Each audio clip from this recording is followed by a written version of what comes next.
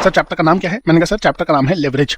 अब ये चैप्टर बच्चों को पता नहीं क्यों बहुत ज्यादा मुश्किल लगता है और बहुत ज्यादा कंफ्यूजिंग लगता है। तो इस कंफ्यूजिंग चैप्टर को बहुत ही आसान बनाने आइए हम अपनी प्रक्रिया को शुरू करते हैं, ठीक है ना। सर लेवरेज का मतलब क्या होता है ये तो हम सर समझ लेंगे, टेक्निकल मीनिंग में भी सरल भाषा में समझा जाए तो हम कह सकते हैं कि इफेक्ट ऑफ डेट।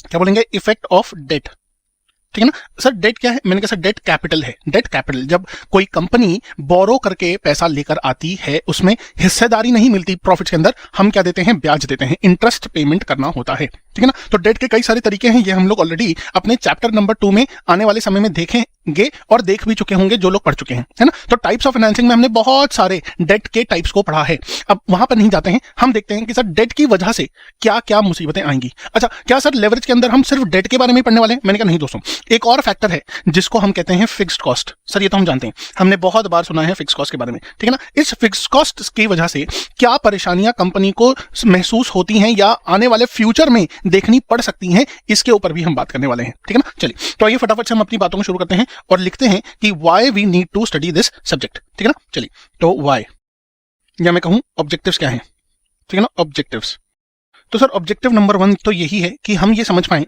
कि what are the types of risk, ठीक है ना। तो एक रिस्क होता है अपना बिजनेस रिस्क, ठीक, और एक रिस्क होता है हमारा फाइनेंशियल रिस्क, ठीक है। सर आपने हमें कॉस्ट ऑफ कैपिटल के अंदर जब कैपिटल एसेट प्राइसिंग मॉडल करवाया था तो वहां पर आपने बीटा को समझाने के लिए हमें सिस्टमैटिक रिस्क और अनसिस्टमैटिक रिस्क के बारे में बताया था, ठीक है। बट मैं आपको बता दूं कि ये रिस्क उस रिस्क से अलग है, ये कंपनी स्पेसिफिक है, ठीक, और ये हमारे प्रॉफिट के बेसिस पर रिस्क की बाइफर्केशन की गई है, प्रॉफिट के बेल पर हमारी रिस्क की बाइफर्केशन की गई है। वहीं पर जो हमने बीटा को पढ़ा था, ठीक है ना, जो हमने बीटा पढ़ा था, बीटा यहां पर मार्केट से इन्फ्लुएंस होने वाला रिस्क है, मार्केट की परफॉर्मेंस से इन्फ्लुएंस्ड रिस्क है। तो आपको ये बात समझनी पड़ेगी कि अनसिस्टमैटिक रिस्क और सिस्टमैटिक रिस्क ये दोनों ही अलग हैं। मार्केट की परफॉर्मेंस से जो होने वाला रिस्क होगा कंपनी के ऊपर, हम उसके बारे में बात कर रहे हैं। यहां पर हम कंपनी के प्रॉफिट कम ज्यादा हो उसकी अगर बाइफर्केशन करें तो हम यहां पर दो तरीके के रिस्क देख सकते हैं। पहला रिस्क हमने देखा बिजनेस रिस्क और दूसरा हम देख रहे हैं दैट इज फाइनेंशियल रिस्क, ठीक है ना। चलिए ये बात जरूर से ध्यान देने वाली है, बच्चे इस बात पे भी बहुत ज्यादा कंफ्यूज हो जाते हैं। सर अगर हम आगे चलते हैं तो यहां पर हम देख पा रहे हैं नेक्स्ट क्या है, objective to understand the relationship between operating leverage, break even point and margin of safety, margin of safety, ठीक है, जिसको मैंने एमओएस लिखा है, मार्जिन ऑफ सेफ्टी। इसके बाद आते हैं और हम लिखते हैं अपना third objective that is analysis of positive and negative leverage. तो लेवरेज कब पॉजिटिव होगी कब नेगेटिव होगी और उसका क्या इंपैक्ट होने वाला है हमारे कंपनी के ऊपर, इसको भी हमें समझना होगा। आइए आगे चलते हैं। सर इसके बाद हम लोगों को ट्रेडिंग ऑन इक्विटी, एक जो थ्योरी टॉपिक है, ठीक है ना, पूछा भी जाता है कभी कभी, इसके बारे में बात करनी है। और यहां पर हमें एक और थ्योरी का टॉपिक है डबल एज्ड स्वॉर्ड, ठीक है ना, इसके बारे में बात करनी है, ठीक है ना। आइए चलिए, तो ये हमारा ऑब्जेक्टिव हो गया सर, ठीक है। ऑब्जेक्टिव करने के बाद अब हमें अपनी बातों को शुरू करना है, तो आइए इंट्रोडक्शन से हम अपनी बातों को शुरू करते हैं। इंट्रोडक्शन, ठीक है ना। सर लेवरेज क्या होता है आप पहले तो ये बताइए। मैंने कहा दोस्तों लेवरेज पे जंप करने से पहले हमको ये समझना है कि आखिरकार फाइनेंशियल मैनेजर का ऑब्जेक्टिव क्या है, ठीक है ना। उसका जो ऑब्जेक्टिव है वो है वेल्थ मैक्सिमाइजेशन। ये बात तो सर हम ऑलरेडी करते हुए आ रहे हैं, जब से हमने अपने एफएम का जो सिलेबस है स्टार्ट किया तब से हम यही बात करते आ रहे हैं कि सर वेल्थ को मैक्सिमाइज कैसे किया जाए। तो अटमोस्ट ऑब्जेक्टिव फाइनेंशियल मैनेजर का क्या है? वेल्थ मैक्सिमाइजेशन, ठीक है ना। अच्छा सर ये वेल्थ मैक्सिमाइज होती कैसे है? तो वैल्यू ऑफ फर्म को जब हम इंक्रीज करते हैं, वैल्यू ऑफ फर्म को इंक्रीज करते हैं, ठीक है ना। तो हमने क्या कहा सर, एंटिटी और firm should try and control risk. अब ये कौन सा रिस्क है? तो मैंने कहा सर जो हम लेवरेज के पर्सपेक्टिव में बात कर रहे हैं और इसके वही दो बाइफर्केशन हो जाएंगे अपने पास, that is business risk and the financial risk, ठीक है ना। सर हम लोगों ने अपने कैपिटल स्ट्रक्चर वाले पोर्शन में फाइनेंशियल रिस्क के बारे में बात करी थी कि जब भी केडी या फिर डब्ल्यूडी, ठीक है ना, वेट ऑफ डेट या फिर कॉस्ट ऑफ डेट जब भी बढ़ता है उसकी वजह से इक्विटी शेयर होल्डर्स के ऊपर फाइनेंशियल रिस्क भी बढ़ता है ना। तो फाइनेंशियल रिस्क आखिरकार होता क्या है वहां पर हमने डिस्कस नहीं किया था, अब हम यहां पर इसको डिस्कस भी कर लेंगे, ठीक है। आइए हम अपनी बातों को शुरू करते हैं। सर अब हम आते हैं अपने मीनिंग ऑफ लेवरेज के ऊपर। क्या होता है लेवरेज? तो हमने कहा सर फटाफट से हेडिंग डालते हैं, लेवरेज। अब दोस्तों अगर आप इसके जो थियोरेटिकल मीनिंग में जाएंगे तो आपको समझ में आएगा कि ये कहता है कि अगर किसी एक वेरिएबल का दूसरे वेरिएबल के ऊपर कोई इन्फ्लुएंस है, मतलब लेट्स से वेरिएबल 1 चेंज होता है बाय 1%, ठीक है ना, बाय हाउ मच 1%, तो इसकी वजह से जो वेरिएबल 2 है वो कितने परसेंट से चेंज होने वाला है, वो कितने परसेंट से चेंज होने वाला है। इस पर्टिकुलर फिनोमिनन को कहा जाता है लेवरेज। तो इसका मतलब क्या हुआ कि we are trying to say leverage का मतलब है इन्फ्लुएंस और power of one variable over the other, ठीक है। तो ये लिखना शुरू करते हैं। That means point number 1, it is defined as influence और पावर, ठीक है ना। अच्छा, किसका? तो मैंने कहा sir influence of one variable over another related variable, ठीक है ना। that means if variable 1 changes by 1%, then by how much percentage variable 2 will change, ठीक है ना। तो ये बात हमको समझनी है, ठीक है। अब आइए हम बात करते हैं सर इसको कंप्यूट कैसे करें। तो मेजरमेंट ऑफ लेवरेज, तो लेवरेज का मेजरमेंट हम करते हैं change in y divided by change in x, ठीक है ना। अब अगर मैं आपको अपनी डेफिनेशन जो हमने लिखी है उसके बेसिस पे बताऊं तो ये है वेरिएबल 2 और ये है वेरिएबल 1, क्योंकि वेरिएबल 1 के चेंज होने से अगर वेरिएबल 2 में चेंज आता है तो ये बेस फैक्टर हो जाएगा और ये हो जाएगा रिजल्टेंट फैक्टर, ठीक है ना। तो हमेशा रिजल्टेंट फैक्टर न्यूमरेटर में आएगा और जो बेस फैक्टर है वो हमेशा क्या आएगा सर, डिनोमिनेटर में आएगा, ठीक है ना। चलिए आइए आगे चलते हैं। अब हम बात करने जा रहे हैं टाइप्स ऑफ लेवरेज के बारे में, टाइप्स ऑफ लेवरेजेस, ठीक है ना। तो हमारे पास दो तरीके के लेवरेज होते हैं और उसी दोनों की मदद से हम एक और लेवरेज को कैलकुलेट कर लेते हैं। तो आइए सबसे पहले हमारे पास है यहाँ पर ऑपरेटिंग लेवरेज, ठीक है ना। इसका सीधा कनेक्शन बिजनेस रिस्क से है, directly related to business risk, ठीक है ना, directly related to the business risk. अब it defines relationship between two factors, कौन कौन से? सेल्स एंड EBIT, ठीक है ना। तो earnings before interest and tax और सेल्स के बीच में ये रिलेशनशिप को डिफाइन करता है, ठीक है ना। अब सर यहां पर हम पूरी बात नहीं करेंगे, पहले हम टाइप्स ऑफ लेवरेजेस को बड़े शॉर्ट में समझेंगे, फिर एक एक करके इनको और डिटेल में हम लोग समझेंगे, ठीक है ना। तो आइए हमने कहा सर इसको पॉइंट नंबर 2 देते हैं और यहां पर कौन सा लेवरेज आ रहा है? फाइनेंशियल लेवरेज, ठीक है ना। तो बहुत ही आसान दोस्तों ये चैप्टर है अपना, ठीक है। तो हमें उसी की तरह इसको समझना भी है, ठीक है। चलिए आइए, तो मैंने कहा सर ये डायरेक्टली रिलेटेड है टू द फाइनेंशियल रिस्क, ठीक है ना। तो ये फाइनेंशियल रिस्क हो गया और ऊपर वाला कौन सा था? ऑपरेटिंग लेवरेज, जो बिजनेस रिस्क से डील करता है। तो हमारे पास दो ही रिस्क थे, है ना, हमारे पास दो ही रिस्क है, BR और FR। BR क्या था? बिजनेस रिस्क, और FR क्या था? फाइनेंशियल रिस्क, ठीक है। आइए, तो हमने कहा sir financial leverage is directly related to the financial risk and it defines the relationship between two things. What are they? EBIT and EBT. EBIT and EBT, that is earnings before interest and tax and earnings before tax, ठीक है ना। चलिए आइए, तो मैंने कहा sir यहाँ पर मोर करेक्ट अप्रोच होगी कि EBT को मैं लिख दूं EPS। अब सर आपने ऐसा क्यों कहा? मैंने कहा दोस्तों EBT से ही तो EPS निकलता है ना, EBT से ही तो EPS निकलता है, तो EBIT के चेंज होने से EPS पे क्या प्रभाव पड़ेगा ये फाइनेंशियल लेवरेज बताता है। तो आइए हम इसको और करेक्टली लिख देते हैं। तो हमने कहा सर EBIT एंड EPS को लिखना ज्यादा बेटर होने वाला है और मैंने इसलिए इसको अलग कलर के पेन से लिख दिया है, ठीक है, सो दैट आपको ये याद रहे। अब आते हैं हम अपने थर्ड। तो मैंने जैसे कि कहा था दो ही तरीके के लेवरेज होते हैं, पर इन दोनों को यूज करके हम एक और लेवरेज कैलकुलेट कर सकते हैं और इसको बोलते हैं कंबाइंड लेवरेज। अब सर नाम पढ़ के ही अपने को समझ में आ जाता है कि ये जो कंबाइंड लेवरेज है ये दोनों का कंबाइंड इफेक्ट बताने वाला है ना। तो it is directly related to the total risk, that is total risk equals to business risk plus financial risk, ठीक है ना। तो ये बात आपको ध्यान में रखनी है, that TR equals to BR plus FR, ठीक। अब दोस्तों फिर से मैं बताऊं, आपको जब हम लोगों ने CAPM पढ़ाया था तो वहां पर टोटल रिस्क क्या था? SR plus UR। तो जब मैंने आपको बताया था अभी थोड़ी देर पहले कि ये दोनों ही रिस्क बड़े अलग हैं।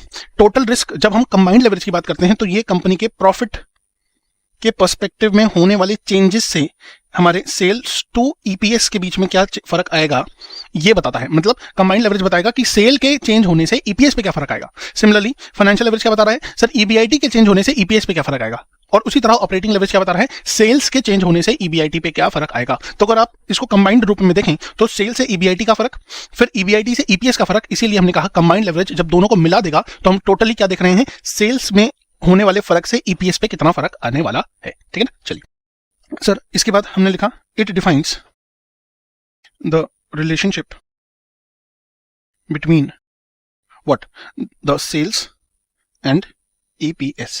ठीक है ना, ईपीएस। ठीक है ना, चलिए तो मैंने कहा सर ये बात हम लोगों ने ऑलरेडी लिख दी है कि कंबाइंड लेवरेज बिजनेस रिस्क और FR that is the financial risk को जोड़कर ही निकलता है। ठीक है ना, तो यहां हमारा जो टाइप्स ऑफ लेवरेज वाला पॉइंट था वो हमारा पूरा का पूरा हो चुका है, खत्म। ठीक है, आइए अब हम आगे चलते हैं और एक एक करके अब हम अपनी बातों को डिस्कस करने वाले हैं। चलिए सर यहां पर अब हम क्या करेंगे, सर हम इनकम स्टेटमेंट बनाने वाले हैं। ठीक है ना, इनकम स्टेटमेंट। सर हम इनकम स्टेटमेंट क्यों बना रहे हैं, तो मैंने कहा एक पिक्टोरियल डायग्राम हम बनाएंगे सो दैट हम ये देख पाए कि कौन से लेवरेज का इफेक्ट कहां पे पड़ने वाला है इनकम स्टेटमेंट के अंदर। तो अगर हम बात अपनी शुरू करें सेल्स से, इसमें हम वेरिएबल कॉस्ट माइनस करेंगे तो हमारे पास आता है कंट्रीब्यूशन। कंट्रीब्यूशन में से जब हम फिक्स कॉस्ट माइनस करते हैं तो यहां पर हमारे पास आता है ईबीआईटी। ठीक है ना, तो ये जो पहला इफेक्ट हम देखेंगे वो यहां पर हम देखेंगे with respect to operating leverage. ठीक है ना, ऑपरेटिंग लेवरेज। तो जब हम सेल से ईबीआईटी का फर्क देखते हैं, ठीक है, तो हमने कहा यहां पर एक ही चीज है जो कांस्टेंट होने वाली है हर लेवल ऑफ सेल्स के लिए, वो होने वाली है फिक्स कॉस्ट। तो हम कह सकते हैं कि फिक्स कॉस्ट की वजह से अगर मेरा ईबीआईटी नेगेटिव हो जाता है तो वो मेरा क्या बन जाता है, business risk, also known as business risk. ठीक है ना, बिजनेस रिस्क। ठीक, अब इसके आगे चलते हैं। इसके आगे हम चलेंगे जब, तो हम इसमें से क्या माइनस करेंगे, सर इंटरेस्ट माइनस करेंगे, तब हमारे पास ईबीटी आएगा। ईबीटी में से हम टैक्स माइनस करेंगे तो हमारे पास ईएटी आएगा, या इसको पैट भी बोलते हैं। इसको जब हम नंबर ऑफ शेयर से डिवाइड करेंगे, ठीक है ना, तो हमारे पास क्या आएगा, ईपीएस आएगा। ठीक है, तो इस सेकंड ब्लॉक को हम क्या कहते हैं कि ईबीआईटी से जब हम इफेक्ट देखेंगे ईपीएस तक का, ठीक है ना, ईबीआईटी से जब हम ईपीएस तक का इफेक्ट देखेंगे तो हम इसको कहते हैं फाइनेंशियल लेवरेज। Financial leverage. अब यहां पर भी फिर से एक बात समझने वाली है कि क्या सर, अगर आप देखिए तो ये टैक्स भी ईबीटी के प्रपोर्शन में ही चार्ज किया जाएगा। नंबर ऑफ शेयर्स तो कांस्टेंट ही रहता है ड्यूरिंग द ईयर। ठीक है ना, जनरली अगर आप देखें तो जब तक कोई नया इशू नहीं आया है तब तक वो ईपीएस को इफेक्ट नहीं करेगा। बट एक ही चीज है जो कांस्टेंट रहने वाली है और वो है इंटरेस्ट। तो हमने क्या कहा, इंटरेस्ट की वजह से अगर मेरा ईबीटी नेगेटिव हो जाता है तो मेरा जो ईपीएस है वो क्या हो जाएगा, सर नेगेटिव हो जाएगा या फिर जीरो हो जाएगा। तो हमने कहा जब डेट की फिक्स्ड कॉस्ट की वजह से मेरे ईबीटी के नेगेटिव होने की प्रोबेबिलिटीज हैं, उसको ही तो मैं कहता हूं क्या, sir also known as financial risk. ठीक है ना, फाइनेंशियल रिस्क। तभी तो इक्विटी शेयर होल्डर्स ज्यादा रिटर्न ऑन इक्विटी मांगते हैं, क्योंकि ये इंटरेस्ट के बढ़ने की वजह से हो सकता है कि ईबीटी नेगेटिव हो जाए, ईबीटी नेगेटिव हो जाए। ठीक है ना, और इस कंबाइंड स्टेट ऑफ अफेयर्स को हम कहते हैं कंबाइंड लेवरेज, जो कि सेल्स से ईपीएस तक का इफेक्ट देता है। ठीक है ना, combined leverage also known as total risk. ठीक है ना, टोटल रिस्क। ठीक है, यहां तक अपनी बात क्लियर हो गई। तो इससे आपको बहुत ज्यादा क्लैरिटी मिल जाएगी जो अभी तक बातें हम लोगों ने यहां पर टाइप्स ऑफ लेवरेज में लिखी। ठीक है ना, चलिए अब हम चलते हैं सर अपने first leverage that is operating leverage की तरफ। Operating leverage. Sir operating leverage क्या कहता है और इसके बारे में और क्या बताने वाली बातें हैं, आप हमें फटाफट से बताइए। तो मैंने कहा सर सबसे पहले अगर हम बात करें ऑपरेटिंग लेवरेज में, हमें डिग्री ऑफ ऑपरेटिंग लेवरेज निकालना होता है। डिग्री ऑफ ऑपरेटिंग लेवरेज निकालना होता है। अच्छा, ये एक और बहुत बड़ा कंफ्यूजन है कि क्या सर डीओएल और OL that is operating leverage क्या सेम है। तो मैंने कहा हाँ जी दोस्तों, आपको इस बात को बिल्कुल भी कंफ्यूज होने की जरूरत नहीं है इस बात पे कि सर ये सेम नहीं है, these are the same, one and the same thing. ठीक है ना, one and the same thing. Degree of operating leverage के बारे में अगर हम बात करें आगे, तो डिग्री क्या है, तो मैंने कहा sir degree is nothing but the magnitude.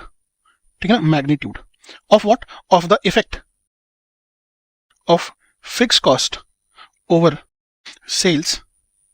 ठीक है ना, अब सर इसका मतलब क्या निकला, मैंने कहा सर इसका मतलब ये निकला कि ऑपरेटिंग लेवरेज आखिरकार क्या होता है। सर ऑपरेटिंग लेवरेज है कि सेल्स अगर चेंज होता है तो उसकी वजह से कितना परसेंटेज चेंज होगा इन ईबीआईटी, और ईबीआईटी का जो डिसाइडिंग फैक्टर है वो क्या है, सर फिक्स कॉस्ट। ठीक है ना, तो सेल्स के ऊपर फिक्स कॉस्ट का क्या फर्क रहेगा उसका अगर मैग्नीट्यूड मुझे चेक करना हो तो उसी को कहते हैं डिग्री ऑफ ऑपरेटिंग लेवरेज। ठीक है, अब इसको कंप्यूट कैसे किया जाता है, तो आइए, DOL equals to percentage change in EBIT divided by percentage change in sales.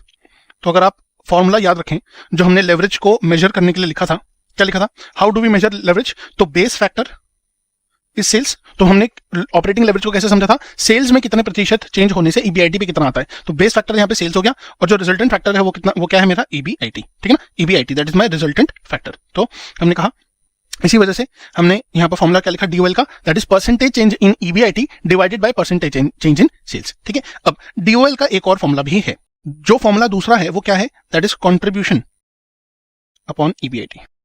ठीक है, कंट्रीब्यूशन अपॉन EBIT। अब क्योंकि हमने इनकम स्टेटमेंट जस्ट अभी बनाया तो हम ये कह सकते हैं कि सर अगर आप ध्यान से देखें तो कंट्रीब्यूशन और EBIT के बीच में अगर कोई फैक्टर है तो वो कौन सा फैक्टर है, फिक्स कॉस्ट ही फैक्टर है। दैट मींस फिक्स कॉस्ट का इफेक्ट ऑन कंट्रीब्यूशन देखना है कि EBIT कितना आया है, क्या फिक्स कॉस्ट के बहुत ज्यादा बढ़ जाने से मेरा EBIT नेगेटिव तो ना हो जाए, और इसी को तो हम क्या कहते हैं, बिजनेस रिस्क, इसी को तो मैं कहता हूं ऑपरेटिंग रिस्क, है ना। चलिए, तो बिजनेस रिस्क क्या है, ऑपरेशन से रिलेटेड रिस्क है, ऑपरेशन से रिलेटेड रिस्क है। तो ये हमने दोनों यहाँ पर फॉर्मूले इसके लिख लिए हैं, तो ये आपको दोनों ही फॉर्मूले याद रखने हैं, बहुत ज्यादा जरूरी।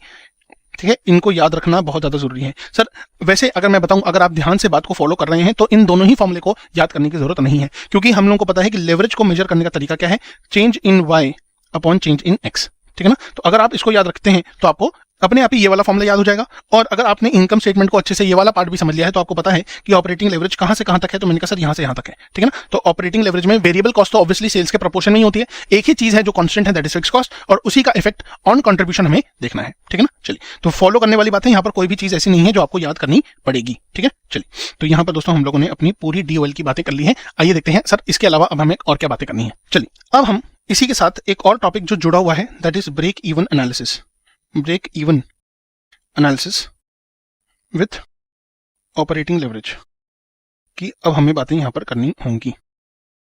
ठीक है ना, आइए सर ब्रेक इवन एनालिसिस की मैं बात करूं, ब्रेक इवन का मतलब क्या है, पहले तो हम ये समझे। ब्रेक इवन का मतलब यहां पर इतना है कि ना ही प्रॉफिट हो और ना ही लॉस। ठीक है, तो प्रॉफिट भी ना हो, लॉस भी ना हो। ठीक है, तो ऐसा पॉइंट कहां आएगा और इसका इफेक्ट या इसका रिलेशनशिप विद ऑपरेटिंग लेवरेज हमें समझना है। ठीक है ना, चलिए, तो ये हम फटाफट से समझते हैं। अगर मैं ये कहूं कि 0 प्रॉफिट 0 लॉस हो तो कब होगा ये, तो मैंने कहा सर लेट्स से अगर हमने कहा सेल्स हमारी 10 रुपए पर यूनिट होती है और 10,000 हमने यूनिट्स बेचे हैं, तो हमारा ये कितना हो जाएगा, 1 लाख रुपए का। ठीक, 1 लाख रुपए मेरी क्या हो जाएगी सर, सेल हो जाएगी।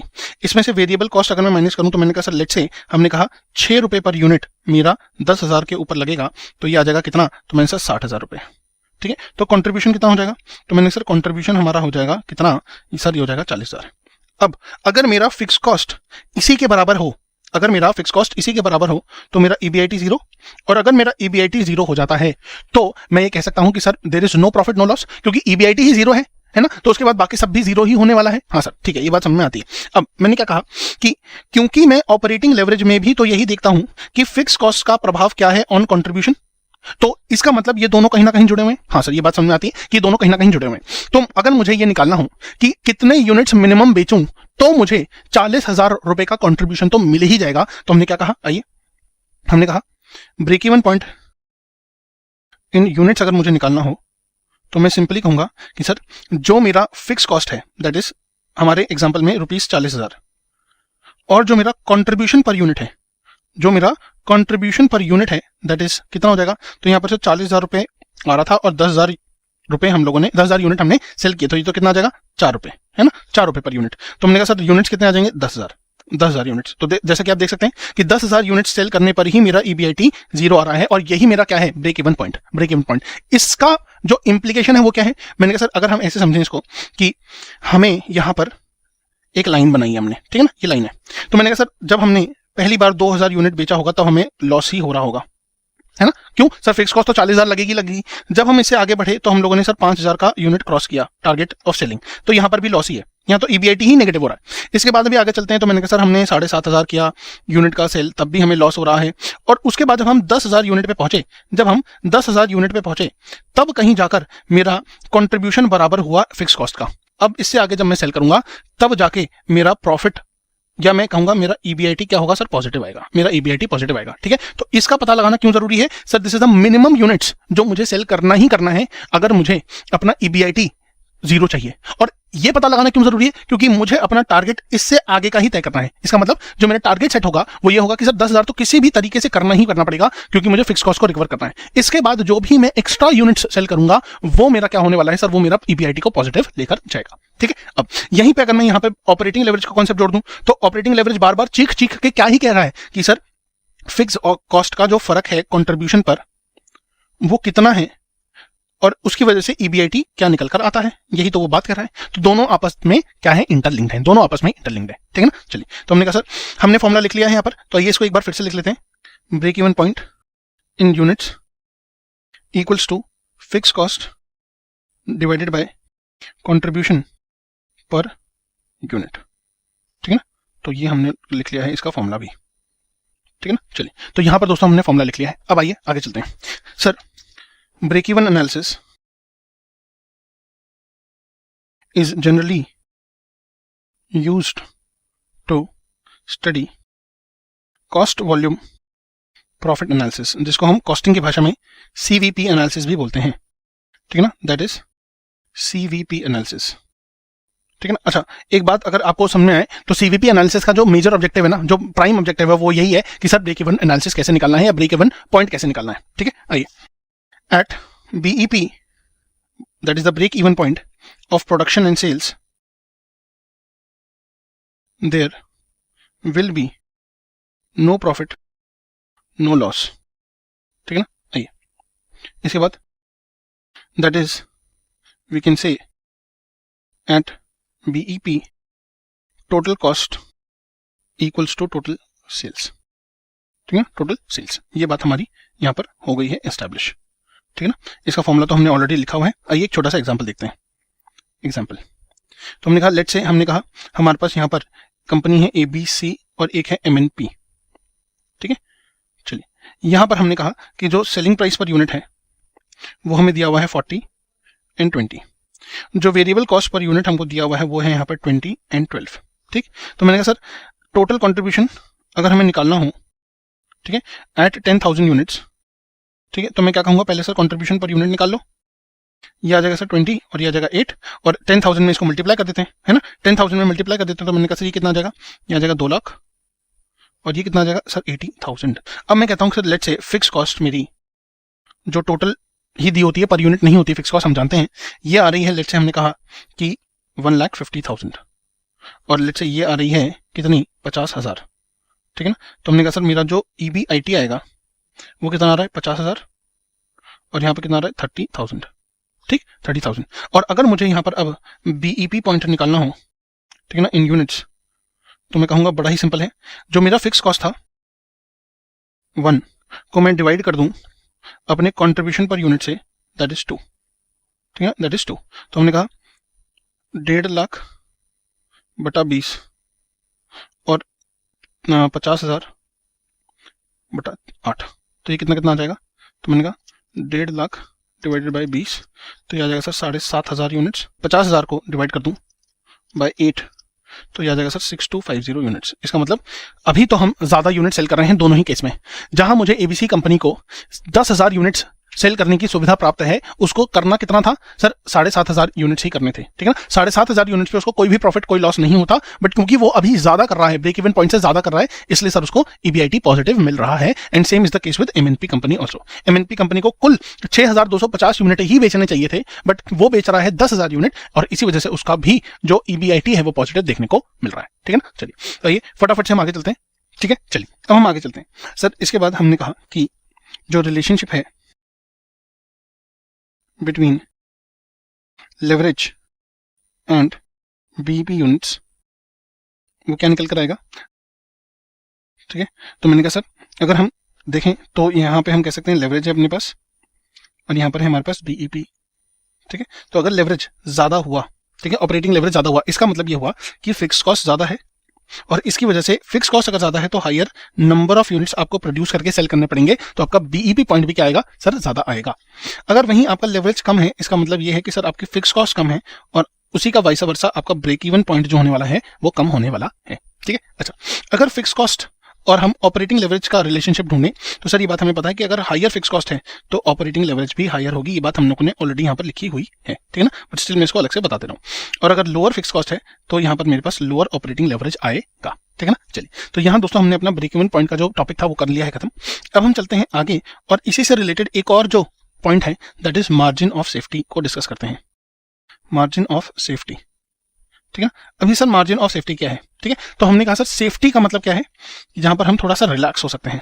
क्या हो सकते हैं, हम थोड़ा सा रिलैक्स हो सकते हैं, ठीक है। और उस रिलैक्स का मार्जिन क्या है, ठीक है ना। तो मैंने कहा सर एक तरीके से हम ये कुछ समझना चाह रहे हैं कि हम कब रिलैक्स कर सकते हैं, ठीक है, व्हेन वी कैन रिलैक्स। अब रिलैक्स का मतलब क्या है कि सर आप काम धंधा छोड़ दें, मैंने कहा नहीं ऐसा नहीं है सर, हम थोड़ा सा सेटिस्फैक्टरी पोजीशन ऑफ प्रॉफिट्स के ऊपर आ चुके हैं। तो जैसा कि अभी हम लोगों ने डिस्कस किया था कि जब हम नंबर ऑफ यूनिट्स की सेल शुरू कर रहे थे तो हमने पहले सर 2000 से करी थी, है ना, फिर 5000 से करी, 5000 तक पहुंच गए थे, फिर 7500 पे पहुंचे थे, फिर 10000 पे पहुंचे, और यहां पर हमने देखा था कि यहां पर हमें नो प्रॉफिट नो लॉस हो रहा है, नो प्रॉफिट नो लॉस हो रहा है, ठीक है। अब इसके आगे जो भी हमारे पास आने वाला है वो क्या आने वाला है सर, EBIT पॉजिटिव आने वाला है। तो इस पोर्शन को हम क्या कहते हैं sir, margin of safety, margin of safety, ठीक है ना। तो जितना ज्यादा हायर मार्जिन ऑफ सेफ्टी होगा उतना ही ज्यादा बेहतर होगा कंपनी के लिए। हाँ सर ये तो बड़ी सिंपल सी बात है कि अगर 10,000 यूनिट्स मेरा ब्रेक इवन पॉइंट है और अगर मैं 90,000 यूनिट सेल कर रहा हूं फॉर एग्जांपल, तो हमने कहा सर आप बहुत अच्छा कर रहे हैं, आपकी कॉस्ट, फिक्स कॉस्ट जो थी वो बहुत पहले ही रिकवर हो गई है, बाकी 80,000 बैलेंस यूनिट्स पर आपके पास EBIT आ रहा होगा, ठीक है ना। चलिए तो आइए लिखना शुरू करते हैं। Formula MOS equals to sales जो मेरी हुई माइनस BEP सेल्स जो मेरा ब्रेक इवन पॉइंट सेल्स था, divided by sales into 100, that means what percentage of sales is my margin of safety. तो हमने जो एग्जांपल लिया था कि लेट्स से हमारा 90,000 का सेल है, ठीक है, और हमारा 10,000 यूनिट का हमारा जो ब्रेक इवन पॉइंट था और 90,000 ही हमने सेल किया, तो हमने कहा सर 80,000 डिवाइडेड बाय 90,000 इंटू 100, ये परसेंटेज काफी अच्छा आने वाला है। तो ये देखते हैं कितना आएगा ये, तो ये आ रहा है सर 88.89%, है ना। तो बहुत ही ज्यादा हाइपोथेटिकल एग्जांपल लिया है जस्ट टू एक्सप्लेन कि सर BEP के ऊपर जो भी हम कमा रहे हैं ये रिप्रेजेंट कर रहा है पॉजिटिव EPS को, EBIT को, सॉरी, है ना, पॉजिटिव EBIT को, ठीक है। तो जितना ज्यादा बेहतर हम करेंगे, जितना ज्यादा हायर नंबर ऑफ यूनिट्स हम सेल करेंगे over and above the BEP point, that is the break even point, वो हमारा मार्जिन ऑफ सेफ्टी कहलाएगा, ठीक है। और ये जितना कम होगा उतना ही ज्यादा रिस्की है। क्यों रिस्की है कि अगर मान लीजिए मैं कहता हूं कि यहां पर मेरे पास एक दूसरा एग्जांपल होता कि 90,000 की जगह अगर हमने से 15,000 का ही सेल किया होता, तो ये बात कहने के लिए बिल्कुल भी आवश्यकता नहीं होगी कि 15,000 से सेल कभी भी नीचे भी तो जा सकती है ना, क्योंकि बिजनेस जो इन्वायरमेंट है वो तो हर समय डायनामिक है, चेंज होता रहता है। तो हो सकता है सर आने वाले साल में मेरा सेल 15,000 ना हो, 9,000 हो जाए, गिर जाए सेल में नहीं, तो उस वजह से मैं अपनी फिक्स कॉस्ट को रिकवर नहीं कर पाऊंगा, फिक्स कॉस्ट को रिकवर नहीं कर पाऊंगा, ठीक है ना। चलिए तो ये अपनी बातों को आगे लेके चलते हैं। तो यहां पर मैंने क्या कहा, एक बार हम फिर से फॉर्मूला अलग से लिख देते हैं। तो MOS equals to sales minus BEP sales upon sales into 100, ठीक है ना। ये तो हो गया हमारा पहला फॉर्मूला मार्जिन ऑफ सेफ्टी का, ठीक है ना। अब दूसरा फॉर्मूले की बात करते हैं।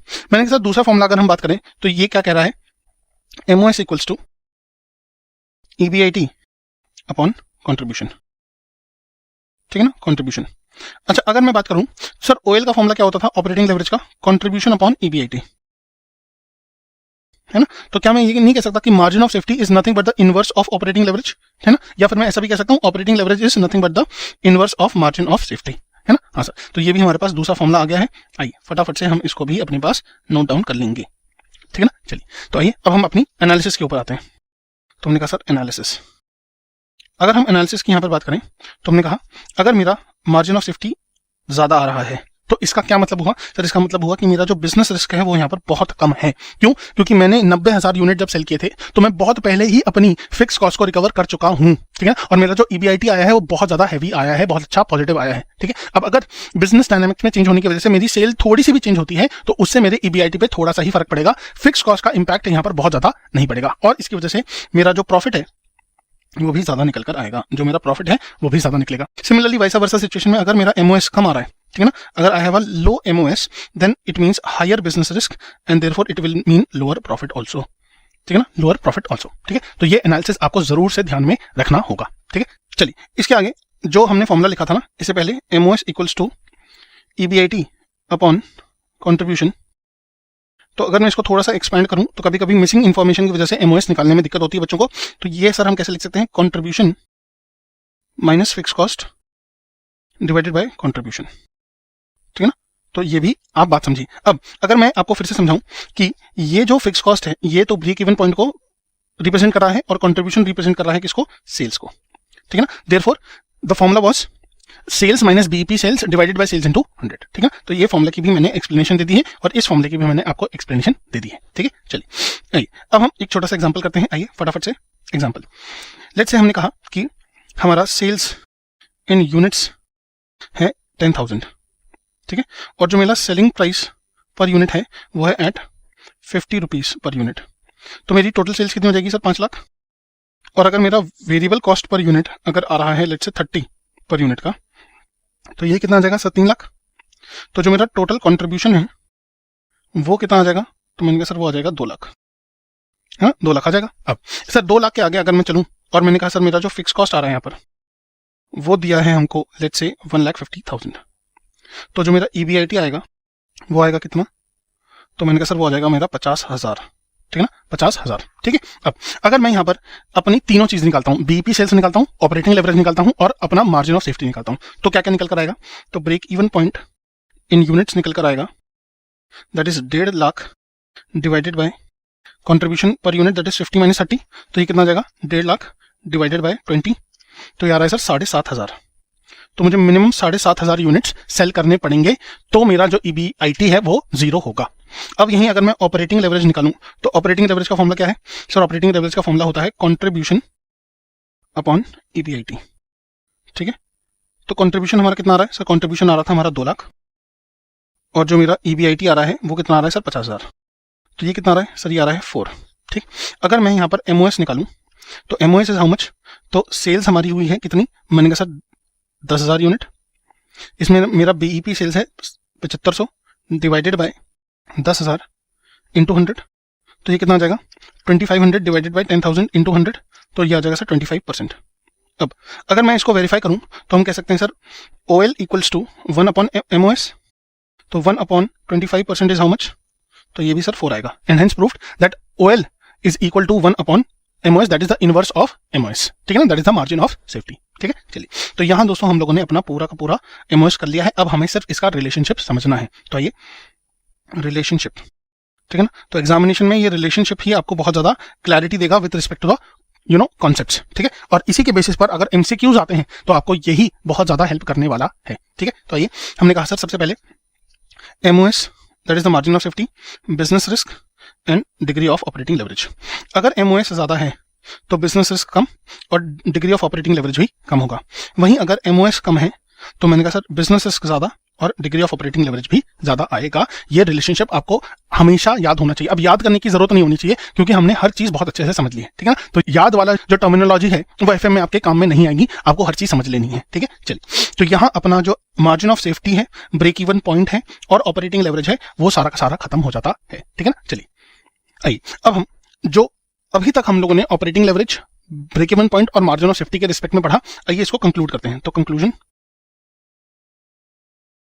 पॉजिटिव DOL और ऑपरेटिंग लेवरेज का मतलब क्या है? It means that the firm is operating at higher level than the break even level and both sales and EBIT will move in the same direction. ठीक है, सिमिलरली नेगेटिव DOL और operating leverage का मतलब क्या है? It means what? तो it means that firm is operating at a level lower than break even level and EBIT is negative। ठीक है ना, चलिए अब सर इन्हीं को हमें ना सिचुएशंस के रूप में भी समझना है। तो आइए, सिचुएशन 1 हमारे पास ये है कि हमारी जो फिक्स कॉस्ट है वो 0 है, नो फिक्स कॉस्ट। और अगर हम कहें कि लेट्स से एक कंपनी के पास X और Y 30,000 यूनिट्स की सेल है और यहाँ 40,000 यूनिट्स की सेल है। ठीक है ना, अच्छा, sales at the rate 10 rupees per unit की अगर मान लेते हैं तो ये कितना हो जाएगा सर 3 लाख और ये कितना हो जाएगा सर 4 लाख। अच्छा, वेरिएबल कॉस्ट कितनी है? तो लेट्स से मैंने कहा sir eight the rate of 5 rupees per unit है, तो हमने कहा सर ये कितना हो जाएगा सर 1.5 लाख और ये कितना हो जाएगा सर 2 लाख। तो मेरा कॉन्ट्रीब्यूशन कितना आ जाएगा? कॉन्ट्रीब्यूशन आ जाएगा सर यहाँ पर मेरे पास 1.5 लाख का और यहाँ आ जाएगा सर 2 लाख का। ठीक है, अब सर कॉन्ट्रीब्यूशन में फिक्स कॉस्ट जब 0 होती है तो यही मेरा EBIT बन जाएगा 1.5 लाख 2 लाख, है ना। हाँ सर, और इसके बाद अगर मैं इन दोनों का ही ऑपरेटिंग लेवरेज निकालूं तो सर ऑपरेटिंग लेवरेज क्या आएगा? तो it will B contribution upon EBIT, जो दोनों का सेम है तो ये 1 और 1 आ जाएगा, ठीक है। तो इसका मतलब ये हुआ कि जब कोई भी फिक्स कॉस्ट नहीं है तो ऑपरेटिंग लेवरेज या बिजनेस रिस्क का भी क्या है, 0, ठीक है। तो यहाँ पर क्योंकि कोई फिक्स कॉस्ट नहीं है तो हमारा जो ऑपरेटिंग लेवरेज है that is the business risk, वो है 0, ठीक है। अब हम आते हैं पॉजिटिव लेवरेज के ऊपर, situation number 2, positive leverage. Sir positive leverage कब होगा, जब फिक्स कॉस्ट होगी, ठीक है। जब हमारे पास फिक्स कॉस्ट होगी तो सेम डेटा के ऊपर अगर मैं कंट्रीब्यूशन से स्टार्ट करूं फॉर एक्स एंड वाई, तो कंट्रीब्यूशन कितना था, 1.5 लाख और यहाँ था 2 लाख, ठीक है ना। तो हमारे पास अगर मान लीजिए फिक्स कॉस्ट है, कितना गिवन है, तो मैंने कहा लेट्स से, हमने कहा सर फिक्स कॉस्ट यहाँ पर है हमारे पास 50,000 का और यहाँ पर है लेट्स से 70,000 का, ठीक है। तो हमारा EBIT कितना आएगा सर, EBIT यहाँ आएगा 1 लाख का और यहाँ आएगा सर 1,30,000 का। तो इन दोनों का DOL या फिर ऑपरेटिंग लेवरेज क्या आएगा, तो सर कंट्रीब्यूशन को डिवाइड करना है हमें EBIT से, EBIT से। तो क्या आ जाएगा सर, 1,50,000 डिवाइडेड बाय 1 लाख, तो ये आ जाएगा 1.5। तो देखिए पॉजिटिव आ गया, that means more than 1 DOL या ऑपरेटिंग लेवरेज के होने का मतलब है कि there is business risk to some extent. Similarly 2 lakh divided by 1,30,000, तो ये कितना आ जाएगा, ये आ जाएगा सर 1.54, ठीक है ना। इसका मतलब ये हुआ कि Y का जो ऑपरेटिंग लेवरेज है, बिजनेस रिस्क है, वो ज्यादा है विद रिस्पेक्ट टू अगर हम कंपेयर करें X, ठीक। चलिए अब हम आगे चलते हैं और हम कहते हैं कि सिचुएशन नंबर 3 क्या होगी, सिचुएशन 3 दैट इज हमारे पास जो EBIT आ रहा है वो 0 आ रहा है, नील आ रहा है। तो ये कब होगा, तो मैंने कहा सर ये तब होगा जब कंट्रीब्यूशन बराबर होगा फिक्स कॉस्ट के, ठीक है ना। That means that is contribution is equal to fixed cost, ठीक। तो सेम डेटा पे कंट्रीब्यूशन कितना आ रहा था, तो इसका सर 1.5 लाख और इसका कितना, तो मैंने कहा सर 2 लाख और यहाँ पर फिक्स कॉस्ट भी कितनी, तो मैंने कहा सर यहाँ पर भी फिक्स कॉस्ट 1.5 लाख और यहाँ पर भी 2 लाख, ठीक है ना। और EBIT क्या हो जाएगा, 0। EBIT होने का मतलब, EBIT 0 होने का मतलब है कि firm is operating at break even point, और यहाँ पर जो मेरा ऑपरेटिंग लेवरेज है वो अनडिफाइंड आ जाएगा। क्यों, क्योंकि सर कंट्रीब्यूशन को हमें डिवाइड करना होता है EBIT से, और जब डिनोमिनेटर में 0 होता है तो ये अनडिफाइंड आ जाएगा दोनों ही केसेस में, ठीक है ना, अनडिफाइंड आ जाएगा दोनों ही केसेस में, ठीक है। चलिए आगे चलते हैं। चलिए इसका एनालिसिस, इस पर्टिकुलर सिचुएशन का एनालिसिस क्या हुआ सर, एनालिसिस ये हुआ कि अगर मेरी फिक्स कॉस्ट 0 है, नो फिक्स कॉस्ट, तो there is no business risk, that is no operating leverage, ठीक। सेकंड, अगर मेरा ऑपरेशंस ब्रेक इवन लेवल से ज्यादा चल रहा है तो मेरा जो ऑपरेटिंग लेवरेज आएगा वो क्या आएगा सर, पॉजिटिव आने वाला है। बट वहीं अगर मैं ब्रेक इवन लेवल से नीचे चल रहा हूं, ठीक है ना, तो ऑपरेटिंग लेवरेज नेगेटिव भी हो सकता है, ठीक है ना। क्यों, क्योंकि सर EBIT नेगेटिव हो जाएगा। यहां पर अगर मैं कहूं कि लेट्स से हमने कहा जो हमारा ये कंट्रीब्यूशन है, ठीक है, इसमें जो मेरी फिक्स कॉस्ट होती वो लेट्स से होती 2 लाख, ठीक है। तो फॉर एग्जांपल अगर 1,50,000 में मैं फिक्स कॉस्ट 2 लाख माइनस करता तो EBIT ऑब्वियसली नेगेटिव आ जाता। वहां पर EBIT अगर नेगेटिव है, ठीक है, वैल्यू तो आ रही है, 0 नहीं है, वैल्यू तो है, तो ये पूरा का पूरा ऑपरेटिंग लेवरेज क्या हो जाएगा सर, नेगेटिव हो जाएगा, ठीक है ना, माइनस में आ जाएगा, ठीक है। हाँ सर, चलिए आइए फटाफट से आगे चलते हैं। अब हम एक कॉम्प्रिहेंसिव एग्जाम्पल करने जा रहे हैं, तो आइए एग्जाम्पल। तो यहाँ पर हमारे पास 4 फॉर्म्स हैं, A, B, C and D। इनका जो हमें selling price per unit given है वो गिवन है 22, 35, 55 एंड 68। फिर जो हमें variable cost per unit given है वो गिवन है 8, 18, 24 एंड लेट्स से 48, ठीक। यहाँ पर जो हमें फिक्स कॉस्ट गिवन है वो यहाँ पर गिवन है 65,000, देन यहाँ पर गिवन है 45,000 और यहाँ पर गिवन है 1,20,000 और यहाँ पर गिवन है हमारे पास 0, ठीक है। चलिए हमें क्या करना है, calculate operating leverage for all the 4 forms and analyze the situation, ठीक है ना। तो क्वेश्चन इस तरीके से भी पूछा जा सकता है, ठीक है। चलिए तो हमने कहा सोल्यूशन में हम लोग अज्यूम कर रहे हैं sale units for each firm equals to कितना, 1 लाख यूनिट्स, ठीक है ना। चलिए तो मैंने कहा सर 1 लाख यूनिट्स पे बात कर लेते हैं। तो आइए, हमने कहा सर यहाँ पर A, B, C and D में टोटल सेल्स कितना हो जाएगा, तो सेल्स का वैल्यू था 22, तो ये आ जाएगा 22 lakhs। एक काम करते हैं सर, यहाँ पर हम 50,000 ही मानते हैं, ठीक है ना, 50,000 विल बी इनफ, तो ये वैल्यू बहुत ज्यादा हो रहा है, तो हम एक काम करते हैं 50,000 रखते हैं इसको, 50,000 यूनिट्स, ठीक है। तो 22 इंटू 50,000 कितना आ जाएगा, तो 22 into 50,000 will be 11 lakh. Then उसके बाद हमारे पास था 35 इंटू 50,000, यह आ जाएगा सर 17,50,000। उसके बाद 55 इंटू 50,000, यह आ जाएगा सर 27,50,000।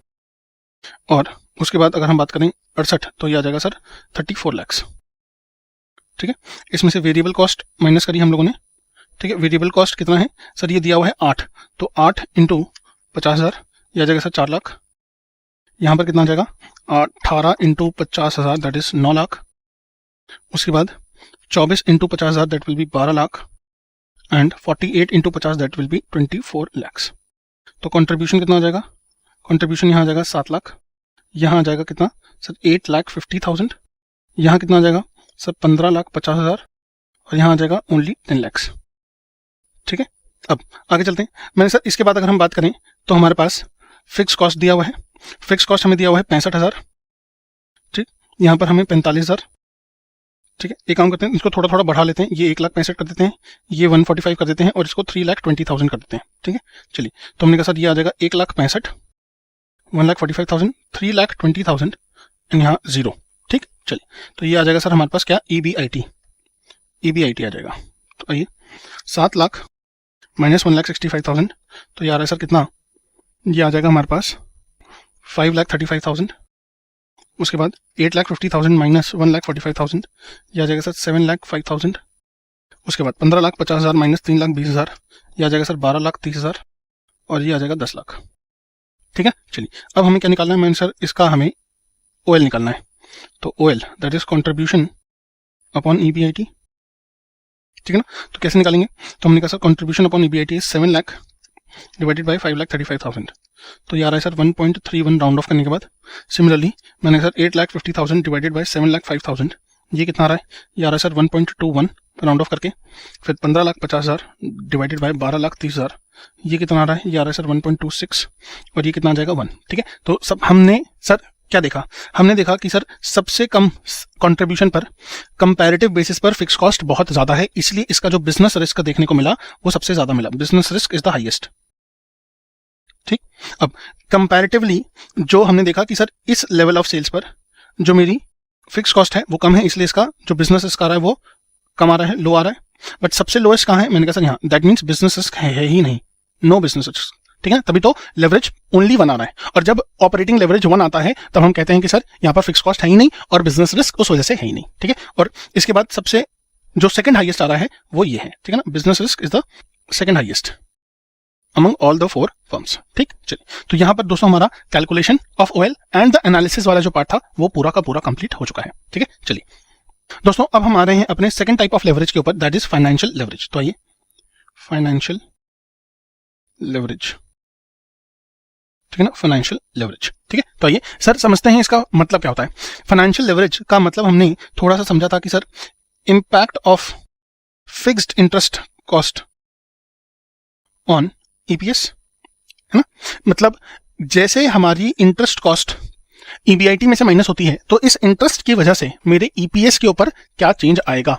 सर बच्चे कभी कभी इस बात को ये समझते हैं कि क्या सर EPS को इफेक्ट करने के लिए एक ही फैक्टर रिस्पॉन्सिबल है क्या, मैंने कहा नहीं, ऐसा कहीं भी नहीं कहा जा रहा है। हम सिर्फ यहां पर इतना समझना चाहते हैं कि इस इंटरेस्ट के चेंज होने से EPS पे कितना प्रभाव आएगा। ठीक है, तो ये क्यों कर रहे हैं हम, मैंने कहा सर ये इसलिए कर रहे हैं क्योंकि जब हम कैपिटल स्ट्रक्चर और कॉस्ट ऑफ कैपिटल की कंबाइंड नॉलेज को अप्लाई करें तो हम ये देखना चाह रहे हैं कि क्या मेरा जो EPS है वो कम हो जाएगा। क्योंकि अगर आप cost of capital and capital structure में बात करें, कैपिटल स्ट्रक्चर की बात करें, तो यहां पर हम लोगों ने क्या समझा था कि सर दोनों ही का जो ऑब्जेक्टिव था वो था वैल्यू ऑफ फर्म को सर मैक्सिमाइज करना, है ना। अगर मेरा EPS कम होता है ड्यू टू इंटरेस्ट कॉस्ट तो मेरी market value of the firm भी तो कम हो जाएगी। क्यों, क्योंकि sir PE ratio into EPS करके ही तो हम MPS निकालते हैं, है ना। हाँ सर, अच्छा दूसरी बात ये कि जैसे ही मेरा इंटरेस्ट कॉस्ट बढ़ेगा तो मेरा KE बढ़ेगा, है ना, KE बढ़ेगा, इससे मेरी वैल्यू फिर से कम हो जाएगी। तो दोनों तरीके से अगर आप समझें तो बात यही हो रही है कि हम यहां पर सिर्फ ये समझना चाहते हैं कि अगर हम डेट को बढ़ाते हैं, ठीक है, क्योंकि कैपिटल स्ट्रक्चर की कुछ थ्योरीज ऐसी हैं जो रेलेवेंट कैपिटल स्ट्रक्चर के अंडर हेड में आती हैं और वो कहती हैं कि डेट को बढ़ाओ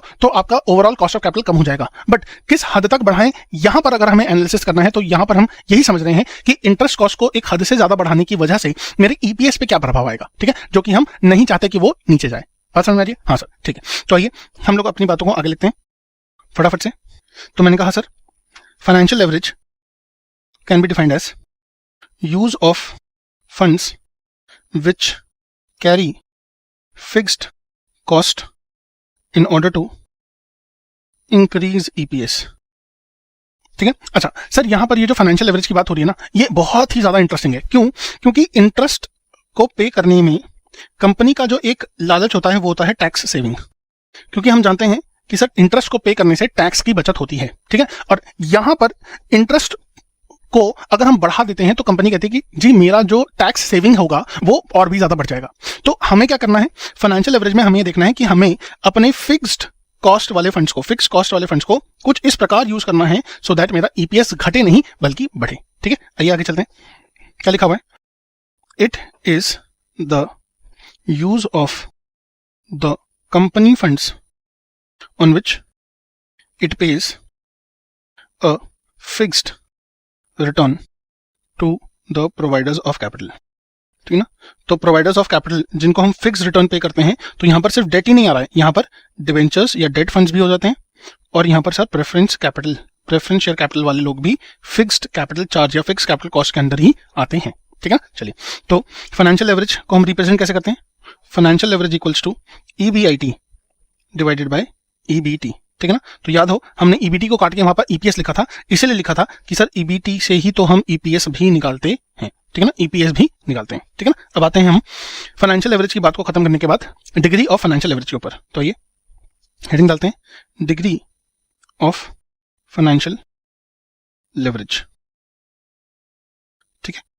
आइए क्या लिखें इसमें, तो पहला पॉइंट हमारा होने वाला है, it is the ratio of the percentage increase in the EPS due to percentage increase in EBIT। तो देखिए हम लोगों ने अपने फॉर्मूले को वर्ड फॉर्म में लिख दिया है, ठीक है ना, वर्डिंग्स में लिख दिया है, ठीक है। अब it can also be defined as what, तो ability of the firm to use fixed financial charge to magnify the effect of changes in EBIT and EPS, ठीक है ना। चलिए, तो क्या लिखा हमने, sir it is the ability, तो एबिलिटी का मतलब है जो काबिलियत, कंपनी की काबिलियत के ऊपर बात हो रही है। किस चीज की काबिलियत की बात हो रही है, कि हम अपने फिक्स फाइनेंशियल चार्ज को कैसे यूज करें so as to magnify the EBIT and EPS, ठीक है ना। चलिए, तो यहां पर दोस्तों हम लोगों ने अपनी बात पूरी रख ली है। अब ये चलते हैं आगे और देखते हैं कि सर जो डिग्री ऑफ फाइनेंशियल लेवरेज का फॉर्मूला है वो क्या कहता है। चलिए, तो यहां पर हम लोगों ने लिखा DFL, degree of financial leverage equals to percentage change in EPS whole divided by percentage change in EBT, ठीक है ना, EBT, ठीक है। तो ये हमारा एक फॉर्मूला हो चुका है जिसको आपको जरूर से याद रखना है। अब याद रखने वाली फिर से कोई बात नहीं होनी चाहिए, हम लोग समझ पा रहे हैं कि सर फाइनेंशियल लेवरेज का फर्क कहां आता है। तो EBT के ऊपर फर्क आया किसकी वजह से, सर इंटरेस्ट की वजह से। तो EBIT से जब हम EBT पर आए तो EBT में चेंज आया होगा ड्यू टू इंटरेस्ट, और इस इंटरेस्ट की वजह से जो EBT में चेंज आया उससे EPS पे कितना फर्क आया, ठीक है। तो जो सोर्स फैक्टर है वो कौन सा है, यहाँ पर सोर्स फैक्टर है इंटरेस्ट, ठीक है। आइए, और इसी तरह हम लोगों ने कहा कि degree of operating financial leverage equals to EBIT upon EBT, ये हमारा दूसरा फॉर्मूला हो चुका है, ठीक, दूसरा फॉर्मूला हो चुका है, ठीक है। चलिए, अब हम आगे बात करते हैं इसके ऊपर एनालिसिस। तो एनालिसिस की बात कर लेते हैं। तो अगर हम एनालिसिस की बात करें तो यहां पर positive degree of financial leverage या FL का मतलब क्या होगा, तो it means the firm is operating at a level higher than break even point, ठीक है, and both EPS and EBIT will move in the same direction, दोनों ही same direction में मूव करने वाले हैं, ठीक है। अब आगे चलते हैं, अगर नेगेटिव DFL आता है तो, ठीक है ना, नेगेटिव DFL या फिर फाइनेंशियल लेवरेज, ठीक है, इसका क्या मायने होगा, तो मैंने सर इसका मतलब होगा it means the firm is operating at a lower level than break even point and thus EPS is negative, ठीक है ना। तो अगर ईबीटी ही नेगेटिव होगा तो ऑब्वियसली ईपीएस भी क्या होगा सर, नेगेटिव ही होने वाला है, ठीक है ना। चलिए, तो यहाँ पर दोस्तों हम लोगों ने अपनी बात कर ली है फाइनेंशियल लेवरेज के बारे में। फाइनेंशियल लेवरेज के जो दोनों फॉर्मुलेस थे वो हम लोगों ने लिख लिए हैं। अब इसी एनालिसिस को हम सिचुएशन वाइज भी समझने वाले हैं, जैसे हम लोगों ने ऑपरेटिंग लेवरेज के केस में किया था। तो आइए, सिचुएशन नंबर 1। सिचुएशन नंबर 1 कह रहा है कि जब कोई भी फिक्स्ड इंटरेस्ट चार्ज या फिक्स्ड चार्जेस नहीं होंगे, नो फिक्स्ड चार्जेस, ठीक है ना, no fix charges are there, ठीक है। अब फिक्स चार्जेस का मतलब यहाँ पर इंटरेस्ट से है, तो मैंने ब्रैकेट में इंटरेस्ट भी लिख दिया है, ठीक है। तो लेट्स से हमारे पास एक कंपनी है एक्स और यहाँ पर है वाई, ठीक है। ईबीआईटी जो हमें दिया हुआ है वो दोनों कंपनीज का दिया है 1,20,000 और यहाँ पर दिया है लेट्स से 1,70,000, ठीक है ना। अब क्योंकि इंटरेस्ट तो है नहीं, जीरो है, तो हमने कहा सर जो मेरा ईबीटी होगा वो भी कितना आ जाएगा सर, 1,20,000 और 1,70,000। तो अगर मैं अब डीएफएल निकालूं या एफएल निकालूं, ठीक है, तो एफएल का फॉर्मूला क्या है सर, इट इज ईबीटी, ठीक है ना, अपॉन ईबीआईटी। सर गलत बोल रहे हो आप, ठीक है, आप लिख कुछ और रहे हो, आप बोल कुछ और रहे हो। दोस्तों ईबीआईटी अपॉन ईबीटी होता है, ठीक है ना। ईबीआईटी का फर्क देखना है हमें ईबीटी के ऊपर, ठीक है। चलिए, तो हमने कहा सर एफएल का मतलब ईबीआईटी अपॉन ईबीटी, तो क्योंकि ये दोनों सेम है तो ये 1 ही आने वाला है, ठीक। अच्छा, अगर मैं डिग्री ऑफ फाइनेंशियल लेवरेज की बात करूं तो इसका फॉर्मूला था percentage change in EPS divided by percentage change in EBT. अच्छा, अगर मैं कहूं कि sir assuming everything is constant, ठीक है, assuming everything is constant, then अगर EBT चेंज नहीं हुआ, EBT यहाँ पर चेंज हुआ क्या? मैंने कहा नहीं सर, EBT चेंज नहीं हुआ, जो EBIT था वही EBT भी है, ठीक है, तो यहाँ पर कोई चेंज नहीं है, तो change in the EBT is 0 and EPS is also 0, तो 0/0 इज ऑल्सो व्हाट 1 ओनली, ठीक है ना। तो there is no financial leverage, that means no financial risk is there in either X and Y, ठीक है। अब सिचुएशन 2 बदलते हैं। सिचुएशन 2 में लेट्स से हम कहते हैं कि सर अब हमारे पास फिक्स्ड कैपिटल चार्ज वाले फंड्स आ गए हैं, ठीक है ना, और फिक्स्ड कैपिटल चार्ज वाले फंड्स आने की वजह से हमारे पास क्या होगा, तो मैंने कहा सर हमारा जो फाइनेंशियल लेवरेज है अब क्या आएगा, पॉजिटिव आएगा। तो आइए फटाफट से देखते हैं। तो मैंने कहा सर अगर हमारे पास यहाँ पर फिक्स्ड चार्ज जो कि इंटरेस्ट है, ठीक है ना, अब वो अगर है तो एक्स एंड वाई में EBIT remaining the same, let's say 1,20,000 और 1,70,000, और यहाँ पर अब इंटरेस्ट कितना आ जा रहा है, तो मैंने कहा सर अज्यूम कर लेते हैं कि यहाँ पर है 35,000 और यहाँ पर है 45,000, ठीक है। तो मेरा ईबीटी अब कितना आ रहा है, तो मैंने कहा सर ईबीटी आएगा यहाँ पर लेट से कितना आ जाएगा, ये 85,000 और यहाँ कितना आ जाएगा, तो मैंने कहा सर ये आ जाएगा 1,25,000। तो मेरा डीएफएल या फाइनेंशियल लेवरेज कितना आएगा, तो सर फाइनेंशियल लेवरेज का फॉर्मूला है ईबीआईटी अपॉन ईबीटी, ठीक। तो यहाँ पर कितना आ जाएगा, तो हमने कहा सर ईबीआईटी है 1,20,000 डिवाइडेड बाय 85,000, तो यार है सर 1.41, ठीक। और यहाँ पर कितना आ रहा है 1,70,000 डिवाइडेड बाय 1,25,000, ये कितना आ रहा है सर, ये आ रहा है 1.36। अब देखने वाली बात यही हुई कि सर यहाँ पर इस लेवल ऑफ प्रॉफिट पर इतना इंटरेस्ट है, ठीक है, और ये मेरा फाइनेंशियल लेवरेज है। कंपैरेटिवली हायर प्रॉफिट के ऊपर जो इंटरेस्ट है वो काफी कम है, इसलिए इसका जो फाइनेंशियल रिस्क है वो कंपैरेटिवली कम है इससे, ठीक है ना, एक्स से, ठीक है। तो मैं ये नहीं कह रहा हूं कि सर कम है, कम किससे, तो मैंने कहा sir on comparison to X Y का जो फाइनेंशियल रिस्क है वो कम आ रहा है, and therefore we can say we have a positive financial leverage, ठीक है ना, पॉजिटिव फाइनेंशियल लेवरेज, ठीक। चलिए अब हम बात करते हैं कि सर सिचुएशन 3 में जहां पर मान लीजिए ईबीटी ही नील होता है, तो आइए सिचुएशन 3 पे चलते हैं। दैट इज ईबीटी नील है, और ईबीटी के नील होने का मतलब ये हुआ that means interest is equal to EBIT, ठीक है ना। इस केस में क्या होगा, तो मैंने कहा सर आइए, हमने कहा लेट्स से हम कहते हैं कि यहाँ पर जो हमारा एक्स है और वाई है इसका ईबीआईटी कितना कितना दिया हुआ था सर, 1,20,000 यहाँ दिया हुआ था और 1,70,000 यहाँ पर दिया हुआ था, और लेट्स से हमने कहा कि अब इंटरेस्ट बराबर है ईबीआईटी के, तो 1,20,000 और 1,70,000, तो मेरा ईबीटी क्या आ जाएगा 0 and 0। Therefore, DFL या financial leverage will be what, the formula is EBIT upon EBT। तो ये भी अनडिफाइंड क्योंकि डिनोमिनेटर में 0 आ जाएगा और ये भी अनडिफाइंड हो जाएगा, देयरफॉर हम डिफाइन नहीं कर सकते, हम डिफाइन ही नहीं कर सकते क्योंकि यहाँ पर EBT तो 0 हो चुका है, ठीक है। चलिए, तो यहाँ हम लोगों ने अपनी बात पूरी की पूरी कर ली है कंप्लीट। आइए अब आगे चलते हैं। चलिए दोस्तों, सर सिचुएशन का अब जो एनालिसिस हम लोगों को करना है वो इंपॉर्टेंट है, तो आइए एनालिसिस। हमने कहा कि जब हमारे पास नो फिक्स्ड इंटरेस्ट कॉस्ट होता है तो हमारे पास रिजल्ट क्या आता है इसका, सर इसका रिजल्ट आएगा no financial leverage, that is no financial risk, ठीक है ना, नो फाइनेंशियल रिस्क। तो ये हो गया point number 1।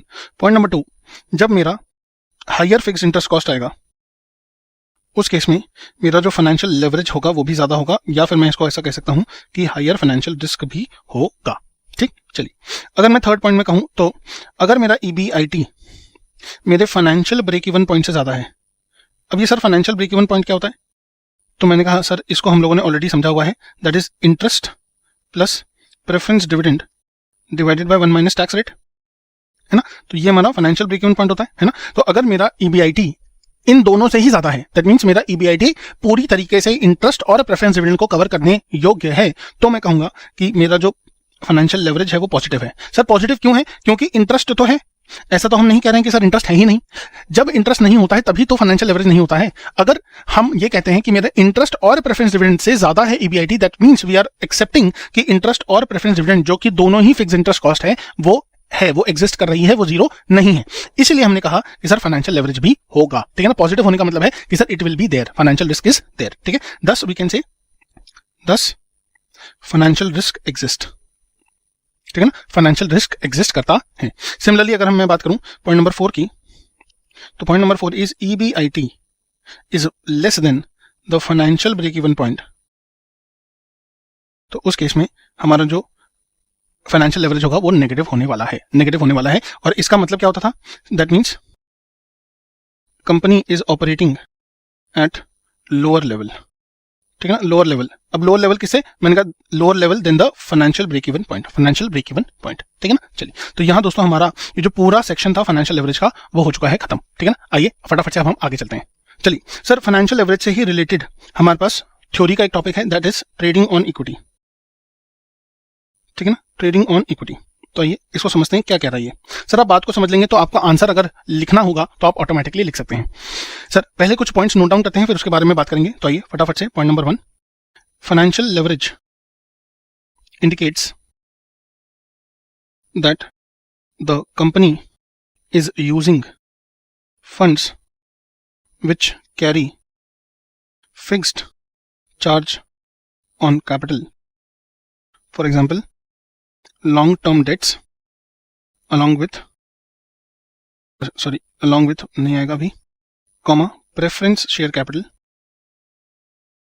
along with equity, ठीक है ना, along with equity। इसका मतलब क्या हुआ कि फाइनेंशियल लेवरेज क्या इंडिकेट कर रहा है कि कंपनी इक्विटी के साथ साथ वो फंड्स भी यूज कर रही है जिस पर हमें फिक्स चार्ज ऑन कैपिटल देना पड़ता है। और ऐसे कौन से फंड्स होते हैं? तो मैंने कहा सर डेट होता है और प्रेफरेंस शेयर कैपिटल होता है, ठीक है ना। तो इक्विटी के बिना तो कोई कंपनी काम कर ही नहीं सकती है, तो इक्विटी तो होना ही होना है। अब बात आती है कि इक्विटी के साथ और क्या यूज कर रहे हैं, तो या तो हम डेट यूज कर रहे हैं या फिर हम प्रेफरेंस शेयर कैपिटल यूज कर रहे हैं, तभी हमारा फाइनेंशियल लेवरेज निकल कर आएगा, ठीक है। अब इसी फिनोमिनन को कहा जाता है ट्रेडिंग ऑन इक्विटी, ठीक है। सो सच अ फिनोमिना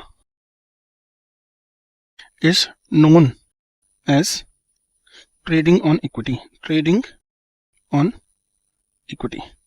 है। तो इस बात को बोला जाता है ट्रेडिंग ऑन इक्विटी, ठीक है। अब आइए, basic aim of financial leverage is to increase the earnings available to equity shareholders. क्यों ऐसा? मैंने कहा दोस्तों इसलिए ऐसा कहा जाता है क्योंकि हम जानते हैं इंटरेस्ट ऑन डेट जो होता है, स्पेसिफिकली अगर मैं बात करूं, वो एक चीपर सोर्स ऑफ फाइनेंस होता है। इसके बाद अगर कोई सेकंड हाईएस्ट या second higher cost of capital है, that is preference share capital, ठीक है ना, higher cost than debt but lower than equity cost, है ना। तो इस वजह से जब हम इन दोनों को यूज करते हैं तो सस्ते में, जब हम, ठीक है ना, चीप फंड्स को यूज करते हैं तो हमारी जो अर्निंग्स होंगी वो तो सर ऑब्वियसली क्या होगी सर, इंक्रीज हो जाएगी, है ना। तो कॉस्ट, खर्चा कम हो रहा है और आमदनी तो सर उतनी हो रही है, क्योंकि कैपिटल को हमने लगाया तो सारा का सारा उसी रेट ऑफ रिटर्न पे है या उसी रिटर्न ऑन इन्वेस्टमेंट पे है जो हमने एक्सपेक्ट किया था कि अगर हम इक्विटी से करते तो भी यही पाते, और अगर जब हम इक्विटी के साथ डेट और प्रेफरेंस शेयर कैपिटल को मिक्स कर दे रहे हैं तो भी तो हम उस कैपिटल पे उतना ही कमाएंगे, ठीक है ना। ऐसा तो है नहीं कि अगर हम डेट का पैसा लगाएंगे तो हम रिटर्न कम कमाएंगे, ऐसा नहीं होता है, ठीक है। चलिए आगे चलते हैं।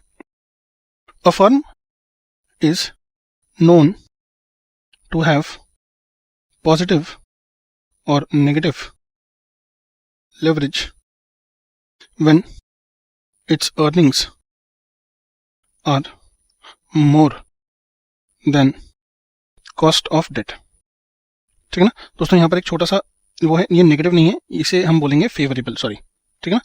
मेरी लेवरेज पॉजिटिव है या फेवरेबल है तब कैसे पता चलेगा? तो मैंने कहा सर हमें पता ऐसे चलेगा कि जब मेरी अर्निंग्स कॉस्ट ऑफ डेट से ज्यादा होंगी तब हम कहेंगे that my leverage is positive. अच्छा, यही बात तो दोस्तों हम लोगों ने यहां पर भी कही थी ना, क्या कि जब हमारी फिक्स कॉस्ट होगी और मेरी जब earnings financial break even point से ज्यादा होगी तो ही तो मेरी जो फाइनेंशियल लेवरेज है वो पॉजिटिव आएगा। हाँ सर, ये बात तो आपने बता दी थी, तो इसको हम कह देते हैं एनालिसिस का पॉइंट नंबर 3 रेफर करना है। तो refer situation analysis of financial leverage point number 3।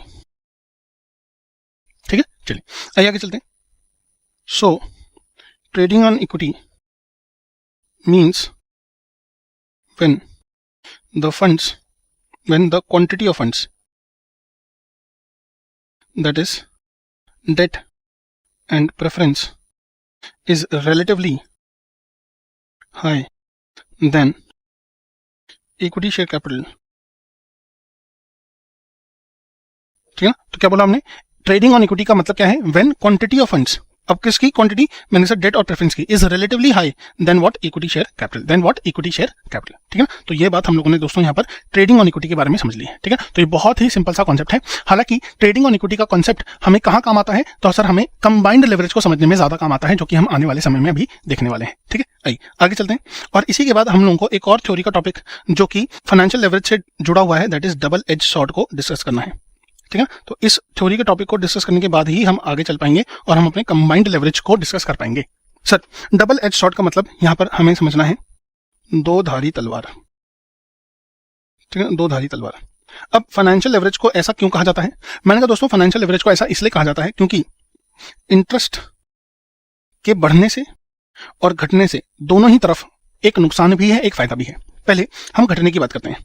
So interest is decreased का फायदा यह है कि सर फाइनेंशियल रिस्क कम होगा, बट इसका डिसएडवांटेज क्या है सर, टैक्स सेविंग्स जो हमारे ईएटी को, that is earnings after tax को थोड़ा सा बढ़ाती, वो हमें नहीं मिलेगा। ठीक है, तो ये हो गया एक एडवांटेज और ये क्या हो गया, डिसएडवांटेज। ठीक, अब जहां पर अगर हम बात कर रहे हैं इंटरेस्ट कॉस्ट हमारी इंक्रीज कर रही है ना, ये डिक्रीज कर रही थी, ये इंक्रीज कर रही है, इसके क्या फायदा नुकसान है, तो मैंने कहा सर इसका फायदा पहला तो यही है कि सर जो हमारा टैक्स सेविंग्स है, ठीक है ना, ऑन इंटरेस्ट वो बढ़ेगा। और इसका जो नुकसान है वो ये है कि सर फाइनेंशियल रिस्क क्या होगा सर, बढ़ेगा। और इसकी वजह से जो कॉस्ट ऑफ इक्विटी है या that is return on equity, share holders जो डिमांड करेंगे कंपनी से, वो भी बढ़ जाएगा, है ना। तो एक एडवांटेज हो गया, एक डिसएडवांटेज हो गया, तो ये एडवांटेज हो गया और ये हो जाएगा डिसएडवांटेज। ठीक है ना, अब प्रॉब्लम यही है कि इंटरेस्ट को कितना बढ़ाएं सो दैट ये जो एडवांटेज और डिसएडवांटेज है ये बैलेंस आउट रहे, या फिर इंटरेस्ट को कितना घटाएं तो उसके जो एडवांटेज और डिसएडवांटेज है उसको कैसे टैकल करें, यही प्रॉब्लम है इंटरेस्ट के साथ। और इसीलिए इसको कहा जाता है दो धारी तलवार। तो इधर भी मरेंगे बट बचेंगे भी, उधर भी मरेंगे और बचेंगे भी। ठीक है ना, तो इसलिए क्या बोला गया मैंने सर, बहुत ही आसान तरीका है इसको समझने का, that is it is nothing but a two edged sword. ठीक है ना, दो धारी तलवार। ठीक है, आइए अब फटाफट से इसके बारे में कुछ बातें लिख लेते हैं। तो पहला point, effect on ROE, that is return on equity and EPS. ठीक, चलिए जब मेरा रिटर्न ऑन इन्वेस्टमेंट ज्यादा होता है इंटरेस्ट कॉस्ट से, तो ये एक अच्छी बात है, ये फेवरेबल पॉइंट है। ठीक है ना, एडवांटेजियस पॉइंट है ये कंपनी का। बट वहीं अगर आरओआई कम आ रहा है इंटरेस्ट कॉस्ट से, तो ये मेरे प्रॉफिट्स को ले डूबेगा। मतलब मेरा इंटरेस्ट बहुत ज्यादा हाई है, और हाई का क्या मतलब था कि सर टैक्स सेविंग्स तो मिलेंगी आपको, ठीक है चलो अच्छी बात है, बट आपका जो फाइनेंशियल रिस्क है वो बहुत ज्यादा बढ़ जाएगा। ठीक है, इसी बात से तो डर रहे थे कि मेरी जो ईबीटी होगा, ठीक है ना, ईबीटी होगा वो नेगेटिव ना हो जाए, और ये मेरा अनफेवरेबल है। हम ऐसा नहीं चाहेंगे कि पैसा हम ज्यादा कॉस्ट पे उठा रहे हैं और अप्लाई जब कर रहे हैं तो उस पर जो रिटर्न मिल रहा है वो इंटरेस्ट कॉस्ट से कम है। ठीक है, आइए आगे चलते हैं। When cost of fixed interest या fixed charge funds is less than ROI, financial leverage will help to increase ROE, that is return on equity, and EPS also will increase. Obviously बात है ना, जब मेरा ROI ज्यादा है fix interest या fix charge capital वाले funds से, तो मैं कहूंगा कि सर मेरा जो ROE है, रिटर्न ऑन इक्विटी है, वो ज्यादा होगा। क्यों सर, ROE कैसे निकालते हैं, सिंपल सी बात है, ROE का फॉर्मूला अगर आप समझें तो ये है EPS, मेरी शेयर के ऊपर अर्निंग, और मैंने कितने पे ये शेयर खरीदा था, द अमाउंट इन्वेस्टेड डिवाइड को अगर मैं कंपेयर करूं the amount I have earned पर शेयर। ठीक है, तो यहां पर जब ये बढ़ेगा तो ऑब्वियसली मेरा ROE तो बढ़ेगा ही, तो ये दोनों इंटरलिंक्ड हो गए। चलिए इसी तरह मैंने कहा cost of debt if increases more than ROI, it will adversely affect ROE and EPS. ठीक है ना। और यही बोला गया क्या, मैंने कहा this is what is double edge sword, ठीक है ना, इसी का तो नाम बोला गया डबल एज शॉर्ट। तो दोनों तरफ एक फायदा एक नुकसान हमें देखने को बार बार मिल रहा है, ठीक है ना। चलिए, तो यहाँ पर दोस्तों हमारा ये जो डबल एज शॉर्ट का भी कॉन्सेप्ट था वो हो चुका है खत्म। आइए अब हम चलते हैं आगे। चलिए, अब क्योंकि हम लोगों ने ऑपरेटिंग लेवरेज और फाइनेंशियल लेवरेज को अच्छे से कंप्लीट कर लिया है, इसमें जितनी भी कंसेप्चुअल अंडरस्टैंडिंग थी वो हम लोगों ने पूरी की पूरी ले ली है सर, साथ साथ में नोट्स भी बना लिए हैं। अब जो फाइनल हमारा जो टचअप बचा है वो कौन सा बचा है सर, कंबाइंड लेवरेज का, ठीक है ना। तो आइए हम फटाफट से हेडिंग डालते हैं कंबाइंड लेवरेज की और समझते हैं कि सर इसमें हमें क्या समझना है। तो आइए, कंबाइंड लेवरेज, ठीक है ना। कंबाइंड लेवरेज का मतलब सर बड़ा ही सिंपल है, क्या कहना है, पहले इसको सर थ्योरेटिकली समझते हैं। अगर हम ऐसा कहें कि ऑपरेटिंग लेवरेज और फाइनेंशियल लेवरेज की सम से ये निकलता है, तो हम ये कह सकते हैं कि कंबाइंड लेवरेज हमें कहीं ना कहीं ये बताना चाहता है कि आप फिक्स कॉस्ट और अपने फिक्स्ड इंटरेस्ट या fix charge on the capital को कुछ इस तरीके से यूज कीजिए, use in such a way that any change, any percentage change in sales will magnify the effect of EPS, है ना, इंक्रीज हो ईपीएस। यही तो बात है। अभी तक सर हम यही तो बात बार बार करते जा रहे हैं कि ऑपरेटिंग लेवरेज जिसको हम बिजनेस रिस्क के नाम से जानते हैं वो फिक्स कॉस्ट से रिलेट करता है, और जो फाइनेंशियल लेवरेज है जिसको हम फाइनेंशियल रिस्क के नाम से जानते हैं उसको हम sir fix charge on the capital के नाम से जान रहे हैं, जैसे इंटरेस्ट हो गया, है ना, इंटरेस्ट ऑन डेट। तो इन दोनों को ही अगर हम अच्छे से यूज करें, कैसे अच्छे से यूज करें, सो दैट सेल में जरा सा भी चेंज आए तो ईपीएस पे प्रभाव अपवर्ड का ही पड़े, डाउनवर्ड करना पड़े, है ना। आइए, तो इसी बात को हम लिखते हैं अपने शब्दों में। आइए लिखते हैं, it can be defined as the potential use of fixed cost and fixed charge on capital in such a way that the effect of change in volume of sales magnifies the EPS, ठीक है ना, and will maximize the value of firm, जो कि हमारा and objective तो है ही, ठीक है ना, जो मेरा एंड ऑब्जेक्टिव है। तो हर फाइनेंशियल मैनेजर का एंड ऑब्जेक्टिव हमने अपनी स्टार्टिंग में ही डिस्कस कर लिया था कि सर किसी भी फाइनेंशियल मैनेजर का जो ऑब्जेक्टिव है वो क्या है, वैल्यू ऑफ फर्म को क्या करना सर, मैक्सिमाइज करना, ठीक है। चलिए आइए, thus we can say combined leverage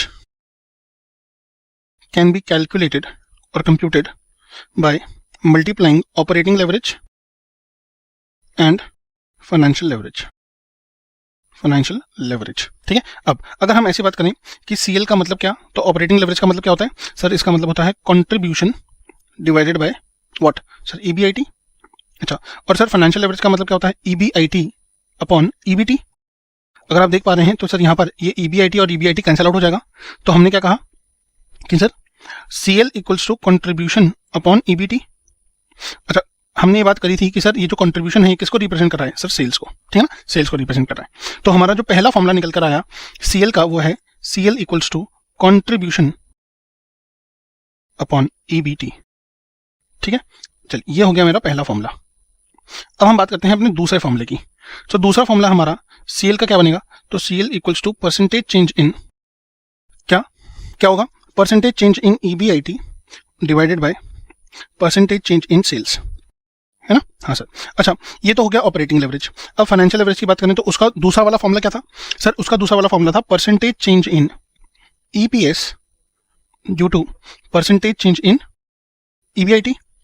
ये सुनो, हाँ। अब यहाँ पे भी देख सकते हैं आप कि सर ये कैंसिल हुआ, ये कैंसिल हुआ, तो हमने क्या कहा फाइनली फॉर्मूला क्या बन जाएगा, percentage change in what, EPS whole divided by percentage change in sales, ठीक है ना। तो एक तरीके से मैं आपको ये बताने की कोशिश कर रहा हूं कि सर कंबाइंड लेवरेज का तो फॉर्मूला याद करने की जरूरत ही नहीं है, अगर आपको ये फॉर्मूला ऑटोमेटिकली समझ में आता है कि सर ऑपरेटिंग लेवरेज का क्या है और फाइनेंशियल लेवरेज का क्या है, ठीक है। तो दोनों ही फॉर्मूले आप यूज करके ऑटोमेटिकली ही क्या निकाल सकते हैं सर, कंबाइंड लेवरेज निकाल सकते हैं, ठीक है। तो चलिए अब हम चल रहे हैं sir degree of operating leverage और डिग्री ऑफ फाइनेंशियल लेवरेज को कंबाइन करके डिग्री ऑफ कंबाइंड लेवरेज निकालने की कोशिश करने जा रहे हैं। तो डिग्री ऑफ कंबाइंड लेवरेज, तो अगर मैं बात करूं कि सर इन दोनों का क्या मतलब हुआ, सर यहां पर हमने जैसा कि ऑलरेडी डिस्कस किया है कि डिग्री का मतलब है मैग्नीट्यूड, है ना, मैग्नीट्यूड। तो सेल में चेंज आने की वजह से और बीच में दो पड़ाव आए, कौन से दो पड़ाव? फिक्स कॉस्ट और फिक्स इंटरेस्ट कॉस्ट। इन दोनों पड़ाव की वजह से सेल में जो चेंज आया उसकी वजह से रिजल्टेंट इफेक्ट किस पर आया? सर ईपीएस के ऊपर। तो जैसा कि मैंने कहा कि बेस इफेक्ट कौन सा है? ये, ठीक है ना, ये तो है बेस इफेक्ट। और रिजल्टेंट कौन है? मैंने कहा सर रिजल्टेंट है हमारा क्या? That is EPS. ठीक है ना। चलिए आइए फटाफट से हम चलते हैं और बात करते हैं कि sir degree of combined leverage को समझने का और क्या तरीका है। तो point number 1, it is the ratio of percentage change in the earnings per share to the percentage change in sales। ठीक है, it indicates the effect of the change in sales which will impact EPS। ठीक है ना। therefore DCL equals to percentage change in EPS divided by percentage change in sales। ठीक है ना। तो ये हो गया हमारा दोस्तों दूसरा फॉर्मूला। ठीक है ना, जिसका जो एक्सप्लेनेशन है ये मैंने आपको ऑलरेडी यहाँ पर दे दिया है। ठीक है ना। नहीं, चलिए आगे चलते हैं। अब हम इसके एनालिसिस के ऊपर आ रहे हैं। तो ये एनालिसिस, तो अगर हम एनालिसिस को समझें और इनको बाइफरकेट करने की कोशिश करें तो हमने कहा सर DOL और DFL के ऊपर बेस्ड होता है हमारा DCL। ठीक है, अगर हम बात करें कि DOL अगर मेरा कम है और DFL मेरा कम है तो कुछ लोग बोलेंगे कि सर ये बहुत ही अच्छी सिचुएशन है क्योंकि यहाँ पर बिजनेस रिस्क भी कम है और हमारा जो फाइनेंशियल रिस्क है वो भी कम है। मैंने कहा नहीं दोस्तों, ये हमारा अच्छा कॉम्बिनेशन नहीं बनेगा। हालांकि यहाँ पर टोटल रिस्क एकदम लोअर है, सही बात है, but we are not able to take advantage of trading on equity. Sir trading on equity में क्या समझा था हमने कि सर इंटरेस्ट का एक फायदा भी होता है और उस फायदे को हम इंजॉय नहीं कर पा रहे हैं क्योंकि हमारा फाइनेंशियल रिस्क बहुत कम है। ठीक है, तो अगर आपको फाइनेंशियल रिस्क कम ही रखना है तो सारा का सारा काम इक्विटी से ही कर लो ना। क्यों आपने डेट को लाया है? अगर डेट पे जरा सा इंटरेस्ट भी पे कर रहे हैं तो क्यों कर रहे हैं? आप उसका फायदा बेहतर तरीके से नहीं ले पा रहे हैं, ये कहने की कोशिश की गई है। तो it is not a very good combination. ठीक है, चलिए अगर हम बात करें कि भाई दोनों ही बहुत ज्यादा है, सर DOL और DFL दोनों ही बहुत ज्यादा है, तो क्या होगा? मैंने कहा सर ये तो बहुत ही रिस्की हो जाएगा, very high total risk and this is a very risky combination, very risky combination. ठीक है ना, दैट मीन्स EBIT कभी भी नेगेटिव हो सकता है। ठीक है, और इसी तरीके से जो मेरा EBT है वो भी कभी भी नेगेटिव हो सकता है क्योंकि दोनों ही चीजें बहुत ज्यादा हाई हैं। सर दूसरा क्या होगा? मैंने कहा सर दूसरा ये होगा कि higher business risk, lower financial risk, है ना।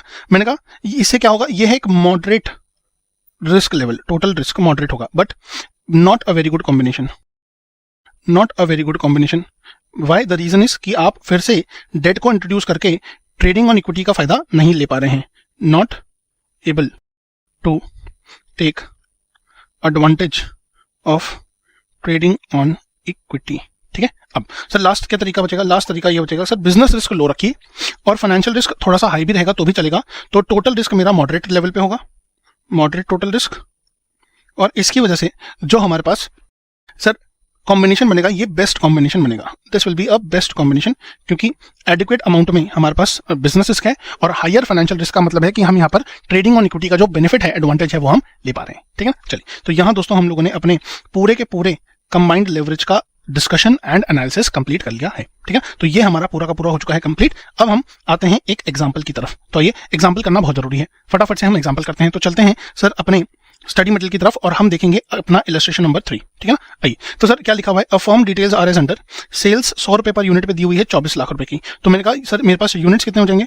तो नंबर ऑफ यूनिट्स हमारे पास यहाँ पर हो जाएंगे कितने सर? 24,000, है ना, 24,000। वेरिएबल कॉस्ट 50% है तो सर कितनी हो जाएगी? 12 लाख। चलिए, और फिक्स कॉस्ट हमें दिया हुआ है 10 lakh. It has borrowed 10 lakh at 10% per annum and its equity share capital is 10 lakh 100 each. तो नंबर ऑफ शेयर्स कितने हो जाएंगे? तो यहाँ पर दोस्तों नंबर ऑफ शेयर्स हो जाएंगे मेरे पास 10,000। ठीक है ना, अब इन्होंने बोला है ऑपरेटिंग लेवरेज निकालिए, फाइनेंशियल लेवरेज निकालिए, कंबाइंड लेवरेज निकालिए, रिटर्न ऑन इन्वेस्टमेंट निकालिए और ये भी बताइए कि अगर सेल इंक्रीज करती है भाई 6 लाख तो EBIT कितना होगा? EBIT कितना होगा? ठीक है, आइए तो हम फटाफट से इसको अपने नोट्स में सॉल्व करेंगे। तो सोल्यूशन इलस्ट्रेशन नंबर 3। चलिए, तो हमने कहा सर सबसे पहले इनकम स्टेटमेंट बनाएंगे। ठीक है ना, तो इनकम स्टेटमेंट के बिना आप कोई भी फाइनेंशियल लेवरेज का क्वेश्चन नहीं कर पाएंगे, है ना। तो इसको बनाना बहुत ज्यादा अनिवार्य हो जाता है, मैंडेटरी हो जाता है। सेल्स हमें दी हुई है 24 लाख रुपए की। ठीक है ना, तो everything is in rupees. Minus किया मैंने वेरिएबल कॉस्ट, तो ये हमें दिया हुआ है एट द रेट 50%, तो ये आ जाएगा सर 12 लाख। इसके बाद मुझे जो मिला वो क्या मिला, कॉन्ट्रीब्यूशन, ठीक है ना, कॉन्ट्रीब्यूशन मिला, कितना मिला, 12 लाख। अच्छा 12 लाख में से जब मैंने फिक्स कॉस्ट हटा दिया, ठीक है ना, तो ये कितना दिया हुआ है, 10 लाख।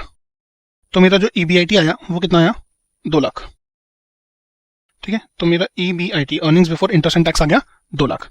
अब इसमें से माइनस करूंगा मैं इंटरेस्ट, तो इंटरेस्ट कितना दिया हुआ है मुझे, तो मैंने कहा सर डेट था मेरा 10 लाख रुपए का और 10% का इंटरेस्ट था, ठीक है। तो 10 लाख का 10%, तो ये आ जाएगा सर 1 लाख, 1 लाख आ जाएगा।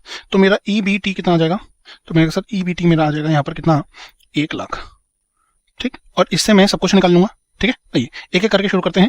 रिक्वायरमेंट्स, सबसे पहले मेरी रिक्वायरमेंट थी क्या, तो मुझे निकाल के बताना था सबसे पहले ऑपरेटिंग लेवरेज। तो फर्स्ट ऑपरेटिंग लेवरेज फॉर्मूला क्या होता है, फॉर्मूला होता है कंट्रीब्यूशन अपॉन EBIT, है ना। तो कंट्रीब्यूशन कितना निकाला है मैंने, सर 12 लाख निकाला है, और EBIT मेरा कितना आ रहा है, तो मैंने कहा सर EBIT आ रहा था मेरा 2 लाख, तो ये कितना आ जाएगा 6, ठीक। इसके बाद क्या निकालना था हमें, सर इसके बाद हमें निकालना था फाइनेंशियल लेवरेज। तो आइए हमने कहा सर फाइनेंशियल लेवरेज, तो इसका फॉर्मूला क्या है, सर इसका फॉर्मूला है EBIT डिवाइडेड बाय EBT, ठीक।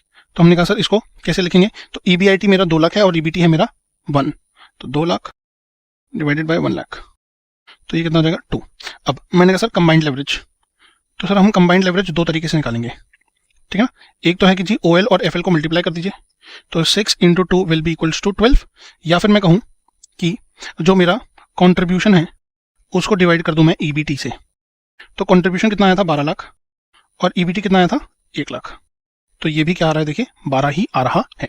अब सर ये तो सिंपल वाली रिक्वायरमेंट्स थी, अब हम आते हैं अपने रिटर्न ऑन इन्वेस्टमेंट के ऊपर। सर रिटर्न ऑन इन्वेस्टमेंट कैसे निकालेंगे, तो आइए मैंने कहा सर यहाँ पे दिया हुआ है टैक्स रेट 50% का, तो हमने कहा यहाँ पर हम टैक्स भी माइनस करके EAT लिख लेते हैं डायरेक्टली। तो 1 lakh into 1 minus T that is 0.5%, तो ये आ जाएगा सर कितना, 50,000, ठीक है ना, 50,000 आ जाएगा। चलिए तो मैंने कहा सर ROI का फॉर्मूला क्या होता है, ROI का फॉर्मूला होता है fourth requirement that is EBIT whole divided by the capital employed, है ना। रिटर्न ऑन कैपिटल एम्प्लॉयड ही ROI है। रिटर्न ऑन इन्वेस्टमेंट, इन्वेस्ट कितना किया सर, टोटल कैपिटल, तो हमने कहा सर टोटल कैपिटल था मेरा कितना, तो मैंने कहा सर 10 लाख रुपए मैंने डेट से उठाए हुए थे, और इक्विटी से भी मेरे पास 10 लाख रुपए ही हैं, और मेरा EBIT यहाँ पर कितना आ रहा था, सर EBIT आया था मेरा 2 लाख, ठीक है ना। तो हमने कहा sir 2 lakh divided bye 20 lakh into 100, तो ये आ रहा है सर 10%, ठीक। अब सर यहाँ पर ROE अगर मैं निकालूं तो ROE का फॉर्मूला होगा EAT divided by equity share holder funds, ठीक है। तो यहाँ पर कितना था, 50,000 डिवाइडेड बाय व्हाट, 10 लाख, ये कितना आ रहा है, तो मैंने sir 50,000 divided by 10 lakh into 100, तो ये आ रहा है सर 5%, है ना, 5% आ रहा है, ठीक है। तो यहाँ पर दोस्तों इतनी सी बात आपको ध्यान में रखनी है। अब मैं सर आपको स्टडी मटेरियल की बात बता दूं, स्टडी मटेरियल में यहाँ पर जो रिटर्न ऑन इन्वेस्टमेंट निकाला गया है वो गलत निकाला गया है। देखिए क्या निकाला है इन्होंने, 50/10 इंटू 100, तो 5% निकाला है, और इन्होंने बोला है कि यहाँ पे ROE के हिसाब से निकाला गया है। ऐसा क्यों किया है भाई, हमें जब बोला गया है ROI निकालने के लिए तो हम तो ROI ही निकालेंगे, और ROI के लिए हमें कैपिटल एम्प्लॉयड दिया हुआ है, ठीक है। तो यहाँ पर इस बात को आपको जरूर से ध्यान रखना है, ठीक है ना। तो रिमेंबर वाला पॉइंट हो जाएगा ये, ठीक है। अब जो हमारी इस पर्टिकुलर एग्जांपल की लास्ट रिक्वायरमेंट थी वो क्या थी कि अगर सेल 6 लाख से बढ़ती है तो EBIT क्या होगा। अगर आप ध्यान से सोचें कि EBIT और सेल्स के बीच में जो रिलेशनशिप देने वाला आइटम है अपने पास, वो कौन सा आइटम है, तो मैंने सर आइटम प्रेजेंट कर रहे हैं हम, कौन सा, दैट इज OL, ठीक है ना, ऑपरेटिंग लेवरेज। अगर डिग्री ऑफ ऑपरेटिंग लेवरेज की बात करें तो यहां पर फॉर्मूला बनता था percentage change in EBIT divided by percentage change in sales, ठीक। अगर मैं कहूं सर मुझे परसेंटेज चेंज इन सेल्स नहीं पता, मुझे सीधा वैल्यू पता है ना, तो क्या मैं वैल्यू से नहीं निकाल सकता हूं चेंज इन द EBIT, हाँ सर निकाल सकते हैं। तो हमने कहा सर अगर ऑपरेटिंग लेवरेज जो हमने कैलकुलेट किया था वो था 6, और यहां पर हमें दिया हुआ है कितना, तो मैंने कहा सर एक तरीके से हम परसेंटेज भी निकाल सकते हैं। हमें बोला गया कि भाई 6 लाख से हमारी सेल इंक्रीज हुई, तो 24 लाख और 6 लाख का परसेंटेज कितना हुआ, तो 6 लाख डिवाइडेड बाय 24 लाख, तो ये कितना आ रहा है 25%। तो हमने कहा सर तो percentage change in sales is 25%, तो परसेंटेज चेंज इन EBIT कितना होगा, तो ये मल्टीप्लाई कर देते हैं, तो 6 × 25% इज हाउ मच, तो इट इज 1.5%, है ना, 1.5%। तो percentage change in EBIT equals to 1.5%।